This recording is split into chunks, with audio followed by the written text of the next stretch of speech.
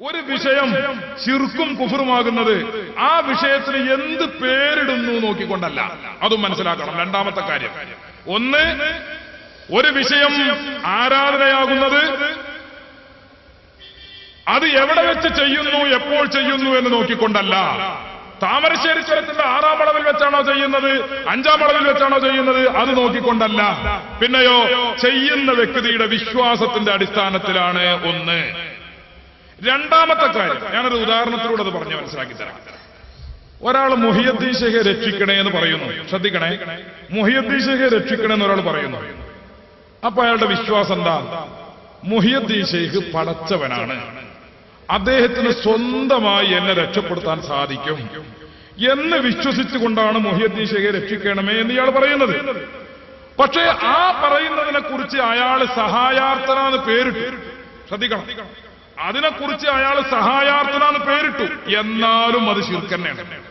കാരണം എന്താ? സഹായാർത്ഥനാന്ന് പേരിട്ടത് കൊണ്ട് ശിർക്കിൽ നിന്ന് രക്ഷപ്പെടൂല. ശിർക്കിൽ നിന്ന് രക്ഷപ്പെടണമെങ്കിൽ മുഹിയുദ്ദീൻ ഷേഖിനെ കുറിച്ച് അദ്ദേഹം ദൈവമാണെന്നോ ആരാധ്യനാണെന്നോ സ്വയം കഴിവുള്ള ശക്തിയാണെന്നോ വിശ്വസിക്കാതിരിക്കണം. അങ്ങനെ വിശ്വസിക്കാതെ ചോദിക്കുമ്പോൾ മാത്രമേ ശിർക്കിൽ നിന്ന് രക്ഷപ്പെടുള്ളൂ. ഇനി മറിച്ച് ഒരാളെ മുഹിയുദ്ദീൻ ഷേഖെ രക്ഷിക്കണമെന്ന് പറഞ്ഞു. എന്താ വിശ്വാസം? സുന്നത്തി ജമാഅത്തിന്റെ ആളുകളുടെ വിശ്വാസം പോലെ തന്നെ അദ്ദേഹം ഒരു വലിയാണ്. മുഹിയുദ്ദീൻ ഷേഖ് അള്ളാഹുവിനോട് അടുത്ത ഒരു മഹാനാണ്. അദ്ദേഹത്തിന് കറാമത്തുണ്ട്. ആ കറാമത്തിന്റെ അടിസ്ഥാനത്തിൽ അദ്ദേഹം സഹായിക്കും എന്ന് വിശ്വസിച്ചുകൊണ്ടാണ് മുഹിയുദ്ദീൻ ഷേഖെ സഹായിക്കണമെന്ന് പറയുന്നത്. പക്ഷെ ആ സഹായത്തെക്കുറിച്ച് ഒരാൾ പേരിട്ടു. എന്ത്? ആ സഹായാർത്ഥനക്ക് ഒരാൾ പേരിട്ടു, പ്രാർത്ഥന എന്ന് പേരിട്ടു. എന്നാ ശിർക്കാവോ? ഇല്ല. അപ്പൊ സഹായാർത്ഥനക്ക് പേരിടുന്നത് പ്രാർത്ഥന എന്നാണ്, അല്ലെങ്കിൽ സഹായാർത്ഥന എന്നാണ്. അതുകൊണ്ട് മാത്രം ശിർക്കും തൗഹീദും ആവുകയോ ആവാതിരിക്കുകയോ ചെയ്യില്ല. യഥാർത്ഥ ദുആഇനെ കുറിച്ച് ഒരാൾ സഹായാർത്ഥന എന്ന് പേരിട്ടത് കൊണ്ട് ശിർക്കിൽ നിന്ന് രക്ഷപ്പെടില്ല. ഇനി സഹായാർത്ഥനയെ കുറിച്ച് ഒരാൾ പ്രാർത്ഥന എന്ന് പേരിട്ടത് കൊണ്ട് അത് ശിർക്കിൽ ഉൾപ്പെടുകയുമില്ല. ഇതാണ് ആ വിഷയത്തിൽ സഹോദരങ്ങളെ പറയാനുള്ളതിന്റെ ആകത്തുക. ഈ കാര്യം നോക്കൂ നിങ്ങൾ. നമ്മുടെ മുജാഹിദ് പ്രസ്ഥാനത്തിൽ നിന്ന് ജിന്ന് പൂജകന്മാരിൽ നിന്ന് രക്ഷപ്പെട്ട് മണ്ണാർക്കാട് സംവാദവും അതുപോലെ ധാരാളം മുഖാമുഖങ്ങളൊക്കെ കേട്ടിട്ട് ഞാൻ ഈ മുജാഹിദ് പ്രസ്ഥാനത്തിൽ നിന്ന് രാജിവെച്ച് സുന്നിയായി എന്ന് പറഞ്ഞ് നേരത്തെ പരിചയപ്പെടുത്തിയ റഷീദ് മൗലവി ഉണ്ടല്ലോ, ആ റഷീദ് മൗലവി ഇബാദത്തിന്റെയും ദുആഇന്റെയും അർത്ഥം അദ്ദേഹം തന്നെ വിശദീകരിക്കുന്നത് നിങ്ങൾ നോക്കൂ. ശരിക്കും ശ്രദ്ധിക്കണം. നല്ല വിഷയങ്ങളാണ് അദ്ദേഹം പറയുന്നത്. ആദത്തിന്റെ അർത്ഥം ഇവർ പറയൂല. അമാനി മൗലവിന്റെ തഫ്സീറിൽ എഴുതി വെച്ചിട്ടുണ്ട്. പക്ഷെ ഒരു മുഖാമുഖത്തിലും ചക്കര തലായിനോട് ചോദിച്ചു കഴിഞ്ഞാൽ അയാൾ ഇങ്ങനെ ഒരു പൊട്ടങ്ങൾ കളിക്കും, എന്തോ തിരിയാത്ത മാതിരി. എന്നിട്ട് പറയും, അയാൾ പറയും ഇബാദത്ത്, പ്രാർത്ഥന തന്നെ എല്ലാവർക്കും അറിയില്ല. അത് പണ്ടേ പ്രാർത്ഥിക്കുന്നില്ലേ. ഞാനിത് വെറുതെ പറയല്ല, കേസറ്റ് കേട്ടാൽ നിങ്ങൾക്ക് തിരിയും. പ്രാർത്ഥന എന്താണെന്ന് അയാൾ വ്യാഖ്യാനം പറയില്ല, ഇബാദത്ത് എന്താണെന്ന് ഇയാൾ വ്യാഖ്യാനം പറയില്ല. കാരണം ഇത് പറഞ്ഞാൽ പൊളിയും. ഇബാദത്ത് എന്ന് പറഞ്ഞു കഴിഞ്ഞാൽ അമാനി മൗലവിന്റെ തഫ്സീറിൽ ഇങ്ങനെ കാണാൻ പറ്റും. അക്സാ ഗായത്തു തവല്ലുൽ വൽ ഖുശൂ, എല്ലാ പണ്ഡിതന്മാരും അർത്ഥം പറയുന്നത് അങ്ങേയറ്റത്തെ കീഴ്വണക്കം ഭയഭക്തി പഠിപ്പിക്കുക, പരമമായ. അതിനപ്പുറം വേറൊരു പരമത്വം പിന്നെ വേറെ ഇല്ല. ഏറ്റവും അങ്ങേയറ്റമായ ഒരു കീഴ്വണക്കം അള്ളാഹുവിന് പ്രകടിപ്പിക്കുക. സ്വാഭാവികമായിട്ട് പണ്ഡിത ലോകത്തൊരു ചർച്ചയുണ്ടായി. കാരണം അങ്ങനെ കീഴ്വണക്കം കാണിക്കാന്നല്ല, ഒരാൾ വേറൊരാൾ മർദ്ദിച്ചുകൊണ്ടിരിക്കുകയാണ്. വളരെ ആയുധങ്ങൾ കൊണ്ട് വലിയൊരു ശക്തനായ ഒരു മനുഷ്യൻ ഒരാളെ കുത്തി മർദ്ദിച്ചുകൊണ്ടിരിക്കും, അയാൾക്ക് രക്ഷപ്പെടാൻ ഒരു വഴിയില്ല. അപ്പൊ ഇയാളെ കാല് പിടിച്ചിട്ട് ഇങ്ങനെ കരഞ്ഞുകൊണ്ട് കെഞ്ചിക്കൊണ്ട് അയാളോട് പറയണം, എന്നെ രക്ഷിക്കണം, എന്നെ ഒഴിവാക്കണം എന്ന് പറഞ്ഞാൽ അത് അയാൾക്ക് ഇബാദത്താവോ? പരമമായ കീഴ്വണക്കം അവിടെ വരുന്നില്ലേ? അപ്പൊ ഇയാൾ പരമമായി ആ അക്രമിക്ക് കീഴ്പ്പെടുകയാണ്. അപ്പൊ അത് ഇബാദത്താവൂലേ? ഇങ്ങനെ പറഞ്ഞു കഴിഞ്ഞാൽ ഇല്ല. അവിടെയും പണ്ഡിതന്മാരെ വിശദീകരിച്ചു, അപ്പൊ സമതാണ്. ഈ അക്രമി സമതല്ല. അപ്പൊ സ്വന്തമായിട്ട് കഴിവുണ്ട് എന്ന വിശ്വാസത്തോടു കൂടി പരമമായ കീഴ്വണക്കം അവർ സമർപ്പിക്കുമ്പോൾ മാത്രമേ ഇബാദത്താകുന്നുള്ളൂ. വഹാബിസത്തില് കുറെ കാലം പ്രസംഗിച്ച് നടന്ന മൗലവിയാണ് അദ്ദേഹം. നമ്മുടെ ജിന്ന് പൂജകന്മാർ പറയുന്നത് മണ്ണാർക്കാട് സംവാദത്തിൽ വെച്ച് സമദിയത്ത് പൊളിഞ്ഞു എന്നാണ്. ഈ റഷീദ് മൗലവി ചോദിക്കുന്നു, സമദിയത്തുണ്ടോ പൊളിയുന്നു, ഖുർആനുണ്ടോ പൊളിയുന്നു എന്ന് അയാൾ ചോദിക്കണേ. അപ്പൊ സമദിയത്ത് എന്ന് പറഞ്ഞാൽ എന്താ അതിന്റെ അർത്ഥം? സ്വയം പര്യാപ്തത. സ്വയം പര്യാപ്തത ആരോപിച്ചുകൊണ്ട് നടത്തുന്ന വണക്കം മാത്രമേ ഇബാദത്താവുകയുള്ളൂ. അള്ളാഹുവിന്റെ മുമ്പിൽ നാം നടത്തുന്ന വണക്കങ്ങൾ അല്ലാഹു സ്വമദ് എന്ന് വിശ്വസിച്ചുകൊണ്ടാണ്. ഖുൽ ഹുവല്ലാഹു അഹദ് അല്ലാഹു സ്വമദ്, അല്ലാഹു തആല സ്വയം പര്യാപ്തനാണ് എന്ന് വിശ്വസിച്ചുകൊണ്ട് നടത്തുന്ന വണക്കമാണ്. ആ വണക്കം ഇബാദത്താകും. മുഹിയുദ്ദീൻ ശൈഖിനോട് സഹായിക്കണേ എന്ന് പറയുന്നത്, ബദരീങ്ങളോട് സഹായിക്കണേ എന്ന് പറയുന്നത് അവരിൽ സ്വയം പര്യാപ്തത ആരോപിച്ചുകൊണ്ടല്ല. അതുപോലെ നമ്മെ ആക്രമിച്ചുകൊണ്ടിരിക്കുന്ന ഒരു മർദ്ദകൻ, ആ മർദ്ദകന്റെ അക്രമിയുടെ കാല് കെട്ടിപ്പിടിച്ച് കരഞ്ഞുകൊണ്ട് എന്നെ രക്ഷപ്പെടുത്തണേ എന്ന് പറഞ്ഞാൽ അത് ഇബാദത്താവുകയില്ല. കാരണം എന്ത്? ആക്രമിക്കുന്ന വ്യക്തി സ്വമതാണ്, സ്വയം പര്യാപ്തനാണ് എന്ന് മുസ്ലിമീങ്ങളോ അല്ലെങ്കിൽ ഈ വ്യക്തിയോ വിശ്വസിക്കുന്നില്ല. അതുകൊണ്ട് ആക്രമിക്കുന്ന വ്യക്തിയോട് രക്ഷപ്പെടുത്തണമെന്ന് പറഞ്ഞാൽ അതൊരിക്കലും അദ്ദേഹത്തോടുള്ള പ്രാർത്ഥനയോ ഇബാദത്തോ ദുആയോ ആവുകയില്ല എന്നാണ് സുഹൃത്തുക്കളെ പണ്ഡിതന്മാരൊക്കെയും വിശദീകരിച്ചിട്ടുള്ളതും നമുക്ക് മനസ്സിലാക്കി തന്നിട്ടുള്ളതും. ഇനി നിങ്ങൾ നോക്കൂ, മറ്റൊരു കാര്യം, ഇവിടെ പറഞ്ഞ കാര്യങ്ങൾ എങ്ങനെ തർത്തീബാക്കി ഞാൻ പറയുകയാണ്. കുറച്ച് സമയത്തിനുള്ളിൽ കൊളത്തൂർ അലവി സഖാഫി എത്തും. വളരെ പെട്ടെന്ന് നമ്മുടെ മുഖാമുഖം ആരംഭിക്കും. ഇത് വാസ്തവത്തിൽ ഒരു മുഖാമുഖത്തിന്റെ ഒരു വിശദീകരണം എന്ന നിലക്കല്ല. മുഖാമുഖത്തിൽ സാധാരണ അരമണിക്കൂർ വിഷയം അവതരിപ്പിക്കാം. പക്ഷെ ഇത് ഇവിടെ വെട്ടിത്തിറയിൽ പ്രസംഗിച്ച ഈ ജിന്ന് പൂജകനോടുള്ള ഒരു പ്രതികരണം കൂടിയാണ്. അതുകൊണ്ടാണ് കുറച്ച് സമയം നീണ്ടുപോകുന്നത് എന്ന് ഇടയ്ക്ക് ഞാൻ സൂചിപ്പിക്കുകയാണ്. മൂന്നാമത്തെ കാര്യം, ഇദ്ദേഹം പറഞ്ഞിട്ടുള്ള മറ്റൊരു കാര്യം, ഇവരുടെ അള്ളാനെ പരിചയപ്പെടുത്തിയിരുന്നു കാവനൂർ പ്രസംഗത്തില്. വെട്ടിച്ചിറ പ്രസംഗത്തിൽ അത് വളരെ വിശദമായി പറഞ്ഞിരുന്നു. പക്ഷെ അതേക്കുറിച്ച് ഇദ്ദേഹം മിണ്ടിയിട്ടില്ല. കാവനൂർ പ്രസംഗത്തില് വളരെ കുറഞ്ഞ സമയം, ആകെ 2 മണിക്കൂർ പ്രസംഗ, 2-3 മണിക്കൂർ. ആ സമയത്തിനുള്ളിൽ ഞാൻ കിട്ടിയ സമയത്ത് ഇവരുടെ അള്ളാനെ ഒന്ന് പരിചയപ്പെടുത്തിയിരുന്നു. ഇവർക്കൊരു പുതിയ അള്ളണ്ടല്ലോ വഹാബിയക്ക്. ജിന്ന് പൂജകന്മാർക്കൊരു പുതിയ അള്ളുണ്ട്. ഈ കാലം വരെ പടച്ചോൻ ആകാശത്തിന്റെ ഉള്ളിലായിരുന്നു. കുറച്ചു കാലം കഴിഞ്ഞ് അള്ളാഹ് ആകാശത്തിന്റെ പുറത്തായി. കുറെ കാലം അള്ളാഹ്ക്ക് 2 കൈ ഉണ്ടായിരുന്നു. ഒന്ന് വലത്തെ കൈ, ഒന്ന് ഇടത്തെ കൈ. വലത്തെ കൈയിൽ ആകാശം, ഇടത്തെ കൈയിൽ ഭൂമി. അങ്ങനെ വലത്തെ കൈയുള്ള ആകാശത്ത് നിന്ന് ഇടത്തെ കൈയിലുള്ള ഭൂമിയിലേക്ക് അള്ളാഹ് ഇറങ്ങി വരും എന്നൊക്കെ അൽമനാറിലും അതുപോലെ തന്നെ മുജാഹിദിന്റെ പത്രങ്ങളും പ്രസിദ്ധീകരിച്ച് വായിച്ചു പറഞ്ഞു. അൽമനാറിലൊക്കെ ഞാൻ ഇവിടെ വായിച്ച് വളരെ വിശദമായിട്ട് അത് വിശദീകരിച്ചതാണ്. ഞാനിപ്പം അത് വിശദീകരിക്കുന്നില്ല. പക്ഷെ ഒരു കാര്യം ഞാൻ പറയാം, ഇയാള് വെട്ടിച്ചിറയിൽ വന്നിട്ട് പ്രസംഗിച്ചപ്പോ അതെന്താക്കിയാലോ വാദിയെ പ്രതിയാക്കി. ഇദ്ദേഹത്തിനെതിരെ ഞാൻ നടത്തിയ ആരോപണങ്ങളൊക്കെ, ഞാൻ നടത്തിയ പരാമർശങ്ങളും സമർത്ഥനങ്ങളും അതെല്ലാം അദ്ദേഹം എനിക്കെതിരെ തിരിച്ചുവിട്ടു. എന്നിട്ട് പ്രസംഗം കേൾക്കണമെന്ന് തോന്നുന്നതാരോ, ഞാൻ അള്ളാഹ്ക്ക് 2 കൈയുണ്ടെന്ന് പറയണ മാതിരി തോന്നി. ജിന്ന് പൂജകന്മാരെ, നിങ്ങൾ പറഞ്ഞത്, നിങ്ങൾക്കെതിരെ ഞാൻ വിശദീകരിച്ചത്, എന്നിട്ട് ഇയാൾ പറയാണ്ടോ അപ്പൊ സുലൈമാൻ വിശ്വസിക്കണം എന്താ? അള്ളാഹ്ക്ക് വലത്തെ കൈയുണ്ട്, അള്ളാഹ്ക്ക് ഇടത്തെ കൈയുണ്ട്. എന്നിട്ട് അള്ളാഹു തആല വലത്തെ കൈയിൽ നിന്ന് ഇടത്തെ കൈക്ക് ഇങ്ങോട്ട് ഇറങ്ങും. കണ്ടോ, ഇതൊക്കെയാണ് ഇപ്പൊ സുലൈമാന്റെ വിശ്വാസം. ഇതൊക്കെ മുജസ്സിമത്തിന്റെ വിശ്വാസമാണ്, ഇത് മുശബ്ബിയത്തിന്റെ വിശ്വാസമാണ് എന്ന് പറഞ്ഞിട്ട് ഇയാൾ ഇങ്ങനെ ഹാലളകുണ്ട്. ജിന്ന് പൂജക, കുറെ കാലമായി നിങ്ങളെ ഞാൻ കാണാൻ തുടങ്ങിയിട്ട് നിങ്ങൾ ഈ ജാതി തട്ടിപ്പൊക്കെ എടുക്കുമെന്ന് എനിക്കറിയാം. അതുകൊണ്ട് തന്നെയാണ് ഈ പ്രസംഗത്തിന്റെ ആമുഖത്തിൽ ഞാൻ പറഞ്ഞത്, ഇനി ഏകപക്ഷീയമായി പ്രസംഗിക്കാൻ ഞങ്ങൾ അനുവദിക്കുകയില്ല.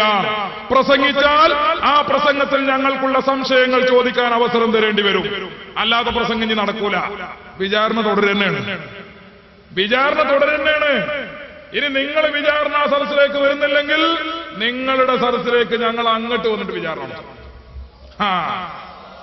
അതുകൊണ്ട് ജാഗ്രത പാലിക്കണം. നല്ല ശ്രദ്ധയോടെയും സൂക്ഷിച്ചുകൊണ്ടും വേണം പരിപാടി നടത്താൻ.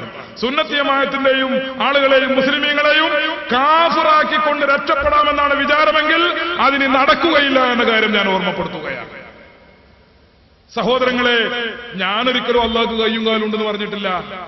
ഞാനിവിടെ വളരെ വിശദമായി വിശദീകരിച്ചിരുന്നു. അള്ളാഹ്ക്ക് കയ്യും കാലും ഉണ്ടെന്ന് പറയുന്ന കൂട്ടർ 2 കൂട്ടരാണ്. അള്ളാഹ്ക്ക് കയ്യും കാലുമുണ്ട് എന്ന് പറയുന്നത് 2 കൂട്ടരുണ്ട്. അത് മുജസ്സിമത്തിൽ തന്നെ മറ്റൊരു വിഭാഗമുണ്ട്, 2 വിഭാഗമുണ്ട്. ഇത് ഒരു കൂട്ടർ പറയണെന്താ? ഒരു കൂട്ടർ പറയുന്നത് അള്ളാഹ്ക്ക് നമ്മളെപ്പോലെ തന്നെ കയ്യും കാലും കണ്ണും ചെവിയൊക്കെ ഉണ്ടെന്നാണ്. മുജസ്സിമത്തിൽ ഒരു വിഭാഗം പറയുന്നത്. അവരെ സംബന്ധിച്ച് പറഞ്ഞു, അവർ പച്ച കാഫറുകളാണ്. അള്ളാഹ്ക്ക് നമ്മെപ്പോലെ കയ്യും കാലുമുണ്ട് എന്ന് വിശ്വസിക്കുന്നവർ കാഫറുകളാണ് എന്ന് പണ്ഡിതന്മാർ വിശദീകരിച്ചു. അതിൽ തന്നെ മറ്റൊരു വിഭാഗമുണ്ട്. എന്ത്? അള്ളാഹ്ക്ക് കൈയുണ്ട്, അള്ളാഹ്ക്ക് കാലുണ്ട് എന്നൊക്കെ അവർ പറയും. പക്ഷെ അവർ പിന്നീട് പറയും അത് ഞമ്മളെ കാലുപോലല്ല, ഞമ്മളെ കയ്യോലല്ല. ഇതാ വഹാബികൾ പറയണ മാതിരി വഹാബികൾ പറയുന്നു അതന്നെ. എന്നിട്ട് ഇവിടെ വെച്ചിട്ട് സാധു പറയാ ഞങ്ങൾ തഫ്വീദിന്റെ ആൾക്കാരാണ്. എന്താ തഫ്വീദ് എന്ന് പറഞ്ഞാൽ? ഖുർആനിൽ പറഞ്ഞത് അങ്ങനെ തന്നെ പറയാം. അപ്പൊ ഈ സാധു മനസ്സിലാക്കിയത് ഖുർആനിൽ യദുല്ലാഹി എന്ന് പറഞ്ഞാൽ അത് അങ്ങനെ തന്നെ പറയല്. എങ്ങനെ? അള്ളാന്റെ കൈ നിർത്തം വെക്കേ, അത് അങ്ങനെ തന്നെ പറയല്. യദുല്ലാഹി ഫൗക അയ്ദീഹിം എന്ന് ഖുർആനിലുണ്ട്. അതുപോലെ ഹദീസുകളിൽ പരാമർശങ്ങൾ വന്നിട്ടുണ്ട്. അപ്പൊ നമ്മൾ എന്താ അതിന് അർത്ഥം വെക്കുക? അള്ളാന്റെ കൈ അവരെ മുകളിലാണെന്ന്. ഈ സാധു മനസ്സിലാക്കിയത് തഫ്വീദ് എന്ന് പറഞ്ഞാൽ യദുല്ലാഹി എന്നതിന് അതിന്റെ ലാഹിർ ബാഹ്യമായ അർത്ഥം അങ്ങോട്ട് പറയലാണെന്നാ. സഹോദരങ്ങളെ, അതല്ല തഫ്വീദ്. തഫ്വീദ് എന്ന് പറഞ്ഞാൽ യദുല്ലാഹി എന്നല്ല, യദുല്ലാഹി എന്ന് തന്നെ അതിന് അർത്ഥം വെക്കാൻ പാടില്ല, അർത്ഥം പറയാൻ പാടില്ല. അലിഫ് ലാം മീം എന്ന് പറഞ്ഞാൽ അലിഫ് ലാം മീം തന്നെ. എന്താ അർത്ഥം? അലിഫ് ലാം മീം കാഫ് ഹാ യാ ഐൻ സ്വാദ്. എന്താ അർത്ഥം? കാഫ് ഹാ യാ ഐൻ സ്വാദ്. ഖുർആനിൽ കാണാം. എന്താ അർത്ഥം വെക്കുക? അർത്ഥം വെക്കരുത്, അത് അങ്ങനെ തന്നെ ഓതിയാണ് പോവുക. അല്ലാഹു അഅലമു ബി മുറാദിഹി ബിദാലിക, അല്ലാഹ്ക്കറിയാം എന്ന് പറഞ്ഞു പോവുക. അതാ തഫ്വീദ്. ഈ സാധു മനസ്സിലാക്കിയത് അതിനൊക്കെ എന്തെങ്കിലും അർത്ഥം പറയാം, അതാ തഫ്വീദ് എന്നാ. എന്നിട്ട് പിന്നെ മൂപ്പര് വേറൊന്ന് പറയുന്നുണ്ട്. എന്ത്? നിങ്ങൾ തഅ്വീലിന്റെ ആൾക്കാരാണ്, സുന്നികൾ തഅ്വീലിന്റെ ആൾക്കാരാണ്. ഞങ്ങൾ തഅ്വീലിന്റെ ആൾക്കാരാണെന്ന് ഞങ്ങൾ പറഞ്ഞിട്ടില്ല. അതേ സമയത്ത് പിൻഗാമികളായ ചില പണ്ഡിതന്മാര് അള്ളാഹുവിന്റെ സിഫാത്ത് തഅ്വീൽ ചെയ്യുന്നതിന് വിരോധമില്ലെന്ന് പറഞ്ഞവരുണ്ട്. അത് സലഫിലുണ്ട് ഖലഫിലുണ്ട്. തഫ്വീദിന്റെയും തഅ്വീലിന്റെയും ആൾക്കാര് സലഫിലുണ്ട് ഖലഫിലുണ്ട്. സലഫിൽപ്പെട്ട ഭൂരിപക്ഷം ആളുകളും തഫ്വീദിന്റെ ആളുകളാണ്. ഖലഫിൽപ്പെട്ട നല്ലൊരു പക്ഷം ആളുകൾ തഅ്വീലിന്റെ ആളുകളാണ്. എന്നാൽ ഖലഫിൽപ്പെട്ട പിൻഗാമികളിൽപ്പെട്ട ന്യൂനപക്ഷവും സലഫിൽപ്പെട്ട ന്യൂനപക്ഷവും അവർ പറയുന്നത് തഅ്വീലാണ്. ഭൂരിപക്ഷം സലഫിൽപ്പെട്ട ആളുകൾ തഫ്വീദിനെ പറയുന്നു, മറ്റുള്ളവർ തഅ്വീലിനെ പറയുന്നു. എന്താണ് ആ പറഞ്ഞതിന്റെ അർത്ഥം? സലഫികൾ എന്ന് പറഞ്ഞ സ്വഹാബത്ത് അവർ പറയുന്നത് അല്ലാഹു തആലാക്ക് ഇത്തരം സിഫത്ത് എന്ന് വിശ്വസിക്കൽ നമുക്ക് നിർബന്ധമാണ്. പക്ഷേ അതിന് അർത്ഥം പറയാനോ വ്യാഖ്യാനിക്കാനോ പാടില്ല. അപ്പൊ യദുല്ലാഹി എന്ന് പറഞ്ഞാൽ യദുല്ലാഹി എന്ന് തന്നെ. അർറഹ്മാനു അലൽ അർശി ഇസ്തവ, അല്ലാഹു തആല അർശിന്റെ മുകളിൽ ഇരുന്നു എന്ന് അർത്ഥം പറയാൻ പാടില്ല. പിന്നെയോ അർറഹ്മാനു അലൽ അർശി ഇസ്തവ, അതന്നെ ഇസ്തിവാ ഹഖാണ്. പക്ഷെ എങ്ങനെയെന്ന് നമുക്കറിയില്ല. മുജാഹിദ് പറയണതോ, മുജാഹിദ് അല്ലാഹു അർശിന്മേൽ ഉപവിഷ്ടനായി, അള്ളാഹു അർശിന്മേൽ ഉപവിഷ്ടനായി. അള്ളാഹ് അർശിന്റെ മുകളിലാണ്. അപ്പൊ അർശ് പടക്കണതിന് മുമ്പോ, അർശ് പടക്കണതിന് മുമ്പല്ല എവിടെ? അത് മുജാഹിദിന്റെ ഓഫീസിൽ. എന്താണ് സുഹൃത്തുക്കളെ ഈ പറയുന്നത്? അർശിന്റെ മേൽ അള്ളാഹു തആല ഉപവിഷ്ടനായി എന്ന് പറഞ്ഞാൽ എന്താ?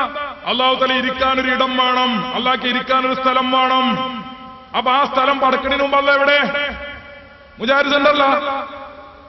വേറെ സ്ഥലത്ത് പറയുന്നു അള്ളാഹു തആല ആകാശത്തിലാണ്. അപ്പൊ ആകാശം പടക്കണതിന് മുമ്പോ, ആകാശം പടക്കണതിന് മുമ്പല്ല എവിടെ? ഈ ചോദ്യങ്ങളൊക്കെ വരൂലേ? അതുകൊണ്ടാണ് അതിന് അർത്ഥം പറയാൻ പാടില്ല എന്ന് പറഞ്ഞത്. എന്നിട്ട് ഇവർ ഇന്നങ്ങട്ട് ആരോപിക്കാൻ ഞാൻ അള്ളാഹ്ക്ക് കൈയുണ്ട് അള്ളാഹ്ക്ക് കാലുണ്ട് എന്ന് പറഞ്ഞു. നിങ്ങൾ പറഞ്ഞ വിടുവായിത്തങ്ങളാണ് ഞാൻ ആരോപിച്ചത്, ഞാൻ പറഞ്ഞിട്ടുള്ളത്, വിശദീകരിച്ചിട്ടുള്ളത്. നിങ്ങൾ പറഞ്ഞ നിങ്ങളുടെ അൽമനാറിലും ഈ കാണുന്ന അൽമനാറിലും അതുപോലെ തന്നെ നിങ്ങളുടെ പത്രങ്ങളിൽ നിങ്ങൾ വിശദമായി എഴുതിയതാണ്.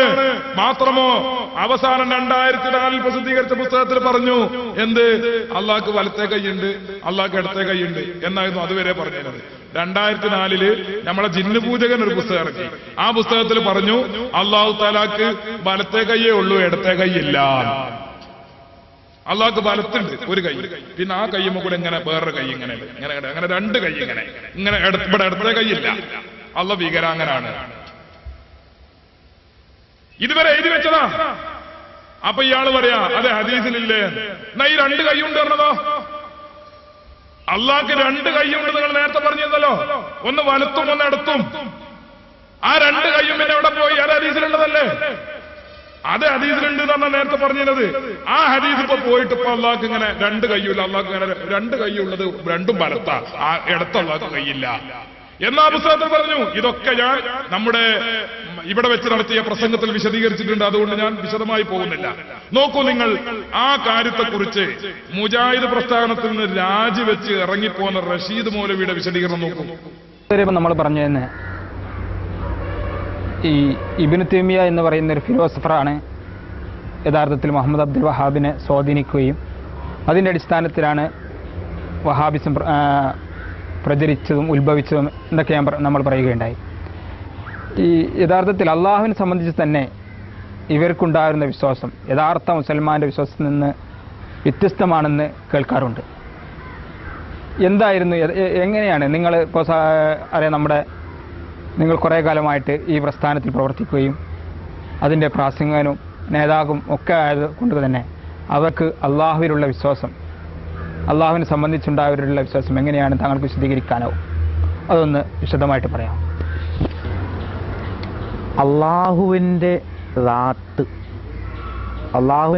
എന്ന് പറഞ്ഞാൽ അതിനിപ്പോൾ ഭാഷാർത്ഥം തന്നെ ഇപ്പം പറയാൻ ശരിക്കും പറ്റില്ല. കാരണം ദാത്ത് എന്ന് പറഞ്ഞു കഴിഞ്ഞാൽ തടി എന്ന് പറയാൻ പറ്റും.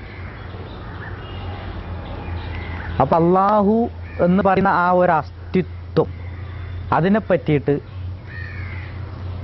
ഇബ്നു തൈമിയ എന്ന് പറയുന്ന ഒരു ചിന്തകൻ, തത്വജ്ഞാനി എന്ന് തന്നെ പറയാം, അദ്ദേഹം അന്ന് വരെ അഹ്ലുസുന്നത്ത് വൽ ജമാഅത്തിന്റെ വിശ്വാസം ഞാൻ പിന്നീട് വിശദീകരിക്കുന്നുണ്ട്. പക്ഷേ ഇബ്നു തൈമിയയുടെ വിശ്വാസപ്രകാരം അള്ളാഹുവിന് ഒരു തടിയുണ്ട്. പക്ഷെ അദ്ദേഹത്തിന്റെ വിശ്വാസപ്രകാരം അദ്ദേഹം പറയാണ് അത് സൃഷ്ടികളായ മനുഷ്യരെ പോലെയുള്ള ഒരു തടിയല്ല, എങ്കിലും അള്ളാഹുവിന് അവൻ അനുയോജ്യമായ നിലക്കുള്ള ഒരു തടിയുണ്ട്. അള്ളാഹുവിന് നഫ്സുണ്ട്. കാരണം അള്ളാഹുക്ക് നഫ്സുണ്ട് എന്ന് ഖുർആനിൽ ഒരുപാട് ആയത്തുകളിൽ പറഞ്ഞിട്ടുണ്ട്. ആ ആയത്തുകളൊക്കെ പറയുന്നത് അദ്ദേഹം പറയുകയാണ് അള്ളാഹുവിന് നഫ്സുണ്ട്. വജ്ഹുല്ല എന്ന് അള്ളാഹ് പറഞ്ഞിട്ടുണ്ട്. അള്ളാഹ്ക്ക് മുഖമുണ്ട് എന്ന് ഖുർആനിൽ പറഞ്ഞിട്ടുണ്ട്. അതുകൊണ്ട് അള്ളാഹ്ക്ക് മുഖമുണ്ട്. അള്ളാഹുവിന് യദുല്ല, അള്ളാഹുവിന് കൈയുണ്ടെന്ന് ഖുർആനിൽ പറഞ്ഞിട്ടുണ്ട്. അതുകൊണ്ട് അള്ളാഹുവിന് കൈയുണ്ട് എന്നിങ്ങനെ നമ്മൾ വിശ്വസിക്കണം. പക്ഷെ അത് സൃഷ്ടികളുടേതിന് തുല്യമായിട്ടുള്ള മുഖമോ കയ്യോ തടിയോ അല്ല. അള്ളാഹുവിന് അവൻ അനുയോജ്യമായ തരത്തിലുള്ള കയ്യും കാലും മുഖവും മറ്റവയവങ്ങളൊക്കെ ഉണ്ട് എന്നായിരുന്നു ഇബ്നു തൈമിയയുടെ വാദം. അങ്ങനെ അതിനെ വിശദീകരിച്ചുകൊണ്ട് അദ്ദേഹം പറയാണ് അർ-റഹ്മാനു അലൽ അർഷിസ്തവ എന്ന ആയത്ത് പാരായണം ചെയ്തുകൊണ്ട് അദ്ദേഹം പറയാണ് അല്ലാഹു തആല അർഷിന്റെ മുകളിൽ ഇരിക്കുകയാണ്. അതുപോലെ ചില ഹദീസുകൾ കാണാൻ പറ്റും, ഒന്നാം ആകാശത്തിലേക്ക് അല്ലാഹു തആല എല്ലാ ദിവസവും ഇറങ്ങി വരികയും എന്നോട് പ്രാർത്ഥിക്കുന്നവർക്ക് ഞാൻ ഉത്തരം നൽകുമെന്ന് പറയുന്ന ഹദീസാണ്. ഇതിനെ വിശദീകരിച്ചുകൊണ്ട് അദ്ദേഹം പറയാണ് അല്ലാഹു തആല ഒന്നാം ആകാശത്തിലേക്ക് അതിൻ്റെ ഇങ്ങനെ ഇറങ്ങുന്ന രൂപമൊക്കെ അതിൽ ഇങ്ങനെ മിമ്പറിൽ ഇങ്ങനെ ഇറങ്ങി കാണിച്ചു എന്നാണ് ചരിത്രം എന്ന് കാണുന്നത്. അദ്ദേഹം ഇങ്ങനെ കാണിച്ചു കൊടുത്തു, ഇങ്ങനെ ഇറങ്ങി വരും അല്ലാഹു തആല, ഇങ്ങനെ ഒന്നാം ആകാശത്തിലേക്ക് ഇറങ്ങും, അതേപോലെ കയറിപ്പോകും. അപ്പം അള്ളാഹ്ക്ക് കാലുണ്ട്, അങ്ങനെ എളുപ്പം. അപ്പം നമുക്ക് നമ്മുടെ കാലും കയ്യും പോലെ ശരീരവും പോലെ അല്ലെങ്കിലും ഒരു രൂപം നമുക്ക് മനസ്സിൽ ഇങ്ങനെ കിട്ടുന്നുണ്ട്. ഒരു നടക്കുകയും ഇരിക്കുകയും കിടക്കുകയൊക്കെ ചെയ്യുന്ന ഒരു അള്ളാഹുവിൻ്റെ രൂപം അദ്ദേഹം ഇങ്ങനെ വരച്ച് കാണിക്കുകയാണ്. അതേത് രൂപത്തിലാണെന്ന് എനിക്കറിയില്ല എന്ന് അദ്ദേഹം പറഞ്ഞിട്ടുണ്ട്. ഇന്നും മുജാഹിദുകളൊക്കെ വെച്ച് പുലർത്തുന്നതും അതേ വിശ്വാസം തന്നെയാണ്. അതിൻ്റെ തെളിവുകൾ ഞാൻ അവരുടെ അൽമനാർ തന്നെ നിങ്ങൾക്ക് വിശദീകരിക്കുന്നുണ്ട്, അത് കാണിച്ചു തരാം. അതുപോലെ അദ്ദേഹത്തിൻ്റെ വിശ്വാസമാണ് അല്ലാഹു തആല ആകാശത്തിലാണ്. അതിനും ഒരു ഹദീസിലുണ്ട്, ഒരു അറാബിയായ സ്ത്രീ, ആ സ്ത്രീ നബിൻ്റെ അലർത്ത് വന്നുകൊണ്ട് നബി ചോദിക്കുകയാണ് അയിനല്ല, അല്ല എവിടെയാണ്? അപ്പോൾ ആ സ്ത്രീ പറയാണ് ഫിസ്സമാ, ആകാശത്തിലാണ്. അതുപോലെ മൻ ആന, ഞാൻ ആരാണ് ചോദിച്ചു. അപ്പോൾ റസൂലുള്ള, അള്ളാഹിൻ്റെ റസൂലാണെന്ന് ആ സ്ത്രീ മറുപടി പറഞ്ഞു. ഈ ഹദീസിനെ വ്യാഖ്യാനിച്ചുകൊണ്ട് അവർ പറയും അതിൻ്റെ അടിസ്ഥാനത്തിൽ വിസ്സമാകുന്ന ആ സ്ത്രീ പറഞ്ഞില്ലേ, എന്നിട്ട് ആ സ്ത്രീ മൂമിനത്താണെന്ന് പറഞ്ഞുകൊണ്ട് അവളെ നീ വെറുതെ വിടുക എന്ന് പറഞ്ഞുകൊണ്ട് ആ സ്ത്രീനെ മറിച്ചപ്പോഴാണ് സ്ത്രീനെ കൊണ്ടുവരുന്നത്. അങ്ങനെ ഒരുപാട് വിശദീകരിക്കേണ്ടത്. അപ്പോൾ ആ സ്ത്രീ മൂമിനത്താണെന്ന് നബി അവിടെ പ്രഖ്യാപിക്കുന്നുണ്ട്. സത്യത്തിൽ നബി അവിടെ പറഞ്ഞത് ഈ സ്ത്രീ അന്ന് കാണുന്ന ഈ വിഗ്രഹാരാധനയിലൊന്നും വിശ്വസിക്കാത്തൊരു സ്ത്രീയാണ്. ഉപരിലോകത്തുള്ള ഒരു അള്ളാഹുവിൽ വിശ്വാസമുള്ള ഒരു സ്ത്രീയാണ് അവൾ. അപ്പോൾ അവൾ യഥാർത്ഥ വിശ്വാസിയായിരിക്കാം എന്നുള്ള നിലക്കാണ് നബി സല്ലല്ലാഹു അലൈഹി വസല്ലം അത് പറഞ്ഞത്.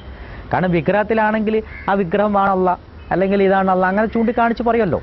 അങ്ങനെയുള്ള ഒരു അവിശ്വാസമൊന്നും ആ സ്ത്രീക്കില്ല. ഉപരിലോകത്തുള്ള ഒരു അബോധിക ശക്തി തന്നെയാണ് എന്നാണ്. അല്ലാതെ കണ്ട് ആ സ്ത്രീൻ്റെ ഫുള്ള് വിശ്വാസമൊന്നും അവിടെ വിശദീകരിക്കുന്നൊന്നുമില്ല.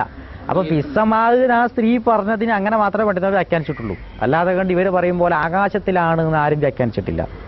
അഹ്ലുസുന്നത്ത് വൽ ജമാഅത്തിന്റെ എല്ലാ ഗ്രന്ഥങ്ങളും കാണാൻ പറ്റും ഫിസ്സമാഗ് എന്ന് പറഞ്ഞ ഒരു സ്ഥലം അള്ളാഹ്ക്ക് കൊടുക്കുകയാണെങ്കിൽ ആ സ്ഥലത്തിന് അള്ളാഹ് ആശ്രയിച്ചു എന്ന് പറയേണ്ടി വരും. അങ്ങനെ ആകുമ്പോൾ അള്ളാഹു സ്വമതല്ലാതായി മാറുകയാണ്, അന്യാശ്രയൻ. അതുപോലെ ഖനിയാണ്, ഒന്നിനെയും ആശ്രയിക്കാത്തവനാണെന്നില്ല ആ സിഫാത്തുകളൊക്കെ അള്ളാഹുവിൽ നീങ്ങിപ്പോകണം. കാരണം ഒരു സ്ഥലത്തിന് അള്ളാഹ് ആശ്രയിച്ചു എന്ന് പറയാൻ പാടില്ല. അപ്പോൾ എല്ലാ പണ്ഡിതന്മാരും മദ്ഹബി ഗ്രന്ഥങ്ങളിലൊക്കെ നമുക്ക് കാണാൻ സാധിക്കും അള്ളാഹുവിന് ഒരു സ്ഥലമുണ്ട് എന്നുള്ള വാദം പിഴച്ചതാണ്. ആ വാദമാണ് ഇബ്നു തൈമിയ ഇവിടെ കൊണ്ടുവരുന്നത്. അള്ളാഹു ആകാശത്തിലാണ്. പിന്നെ അള്ളാഹു സ്ഥലത്ത് ഇരിക്കുകയാണെന്നുണ്ടെങ്കിൽ ആ സ്ഥലത്തിന് ആ ഇരിക്കുന്ന സ്ഥലത്തെ അള്ളാഹ് ആശ്രയിച്ചുണ്ടാവും. അർഷിന്റെ മുകളിൽ ഇരിക്കുകയാണെന്ന് പറയുമ്പോൾ ആ അർഷിനെ ആശ്രയിക്കുകയാണ്. അപ്പോൾ അള്ളാഹു സമതല്ലാതായി മാറുകയാണ്. കാരണം പിന്നെ വേറൊരു ചോദ്യം വരും, അള്ളാഹു അർശ് സൃഷ്ടിക്കുന്ന മുമ്പ് എവിടെ ഇരുന്നു എന്നുള്ള ചോദ്യം വരും. അപ്പോൾ അതും ഒരു പിഴച്ചവാദമായിട്ട് വരും. പിന്നെ അള്ളാഹു മുകളിലാണ് താഴെയാണെന്നുള്ള ദിക്കുകളും അള്ളാഹുവിനെ പറയാൻ പാടില്ല. ഇതിലൊക്കെ അഹ്ലുസുന്നത്ത് വൽ ജമാഅത്തിന്റെ വിശ്വാസമാണ് ഞാൻ വിശദീകരിക്കുന്നത്. കാരണം ഇവരുടെ ഈ പഴച്ച വിശ്വാസത്തിന് എതിരായിട്ട് വരുന്ന വിശ്വാസം അതൊക്കെ പഠിച്ച് മനസ്സിലാക്കിയിട്ടാണ് ഞാനിന്ന് പിന്മാറുന്നത്. അതുപോലെ ഈ 6 ദിക്കുകളും അള്ളാഹുവിന് പറയാൻ പാടില്ല എന്ന് പണ്ഡിതന്മാർ, അഹ്ലുസുന്നത്ത് വൽ ജമാഅത്തിന്റെ പണ്ഡിതന്മാർ ഖണ്ഡിതമായി പറഞ്ഞിട്ടുണ്ട്. കാരണം ഈ ദിക്കുകളൊക്കെ സൃഷ്ടിക്കുന്നതിന് മുമ്പ് തന്നെ അള്ളാഹു തആല ശുദ്ധ ശൂന്യതയിലുണ്ടെന്ന് ഹദീസിൽ നബി സല്ലല്ലാഹു അലൈഹി വസല്ലം കൃത്യമായിട്ട് പറഞ്ഞു. അതുകൊണ്ട് എല്ലാ ദിക്കുകൾക്കും അതിനായിട്ടുള്ള ഒരു പരിശുദ്ധി അള്ളാഹുവിനുണ്ട്. അതാണ് സുബ്ഹാനല്ലാഹ് നമ്മൾ പറഞ്ഞ അത്രയും വലിയ പരിശുദ്ധനാണ് അള്ളാഹു തആല. ദിക്കുകളിൽ നിന്നും പരിശുദ്ധനാണ്. 6 ദിക്കുകൾ, മേലെ താഴെ കിഴക്ക് പടിഞ്ഞാറ് വടക്ക് തെക്ക്, ഈ 6 ദിക്കിൽ നിന്നും അള്ളാഹു പരിശുദ്ധനാണ്. അതുപോലെ അള്ളാഹു ഒരു സ്ഥലത്ത് നിന്നും പരിശുദ്ധനാണ്. ആകാശത്തിൽ നിന്നും ഭൂമിയിൽ നിന്നും അള്ളാഹു തആല പരിശുദ്ധനാണ്. അതുപോലെ അർശിന്റെ മുകളിൽ സ്ഥലത്ത് ഇരിക്കുന്നതിൽ അള്ളാഹു പരിശുദ്ധനാണ്. ഇതൊക്കെ അഹ്ലുസുന്നത്ത് വൽ ജമാഅത്തിന്റെ വിശ്വാസമാണ്. ഇങ്ങനെ തന്നെയാണ് ഷാഫി ഇമാം വിശദീകരിക്കുന്നത്. അർശിന്റെ മുകളിൽ അള്ളാഹ് ഇരിക്കുന്നുണ്ടോ എന്ന് ഷാഫി ഇമാമിന് ചോദ്യം വന്നു. അർ-റഹ്മാൻ അലൽ അർശ് ഇസ്തവ എന്നതിലെ വ്യാഖ്യാനം വന്നപ്പം ഷാഫി ഇമാം പറഞ്ഞത് അള്ളാഹു ഇസ്തവ ചെയ്തു എന്ന് മാത്രമേ നമുക്ക് വിശ്വസിക്കാൻ പാടുള്ളൂ, അതിന് അർത്ഥകൽപ്പന നടത്താൻ പാടില്ല. പിന്നെ അതിന് അർത്ഥകൽപ്പന നടത്തുകയാണെങ്കിൽ അതിന് അന്യോന്യമായത് വേണം. അള്ളാഹു തആലയുടെ അധികാരമോ ശക്തിയോ അതിന് ഉൾക്കൊണ്ടു എന്നൊക്കെ പറയാം. അങ്ങനെ പറയാം. ഇപ്പോൾ വജൂഹുല്ല എന്ന് പറഞ്ഞു കഴിഞ്ഞാൽ അത് അള്ളാഹുവിൻ്റെ ആ സത്ത എന്ന് മാത്രമേ നമ്മൾ മനസ്സിലാക്കാൻ പാടുള്ളൂ. അത് അള്ളാഹു ആണെന്ന് മനസ്സിലാക്കാം. അള്ളാഹുവിൻ്റെ പ്രീതിക്കൊണ്ടെന്നിൽ അർത്ഥം പറഞ്ഞാൽ അതോട് അതിന് അള്ളാഹു മുഖം എന്ന അർത്ഥം പറയാൻ പാടില്ല. അങ്ങനെ ഒരു രൂപം നമ്മൾ സൃഷ്ടിക്കാൻ പാടില്ല എന്ന് പണ്ഡിതന്മാരൊക്കെ പറഞ്ഞിട്ടുണ്ട്. ഈ മുഴുവൻ മദ്ഹബി പണ്ഡിതന്മാരും അഹ്ലുസുന്നത്ത് പണ്ഡിതന്മാർക്കും എതിരായിട്ടുള്ള ഒറ്റപ്പെട്ട ഒരു വാദമാണ് ഇബ്നു തൈമിയ്യ കൊണ്ടുവന്നത്. ആ ഒറ്റപ്പെട്ട വാദത്തിൻ്റെ അനുകർത്താക്കളായിട്ടാണ് പിന്നെ ഇബ്നു അബ്ദുൽ വഹാബും അദ്ദേഹത്തിൻ്റെ അനുയായികളും മാറുന്നത്. ആ വാദം തന്നെയാണ് പിന്നെ കേരള അനുഭവത്തിൽ മുജാഹിദിലേക്കും പകരുന്നത്. അത് നമ്മൾക്ക് ഈ അൽമനാറിൽ വ്യക്തമായിട്ട് സാധിക്കും. ഇത് ഡിസംബർ മാസത്തെ 2004 ഡിസംബറിലെ അൽമനാർ.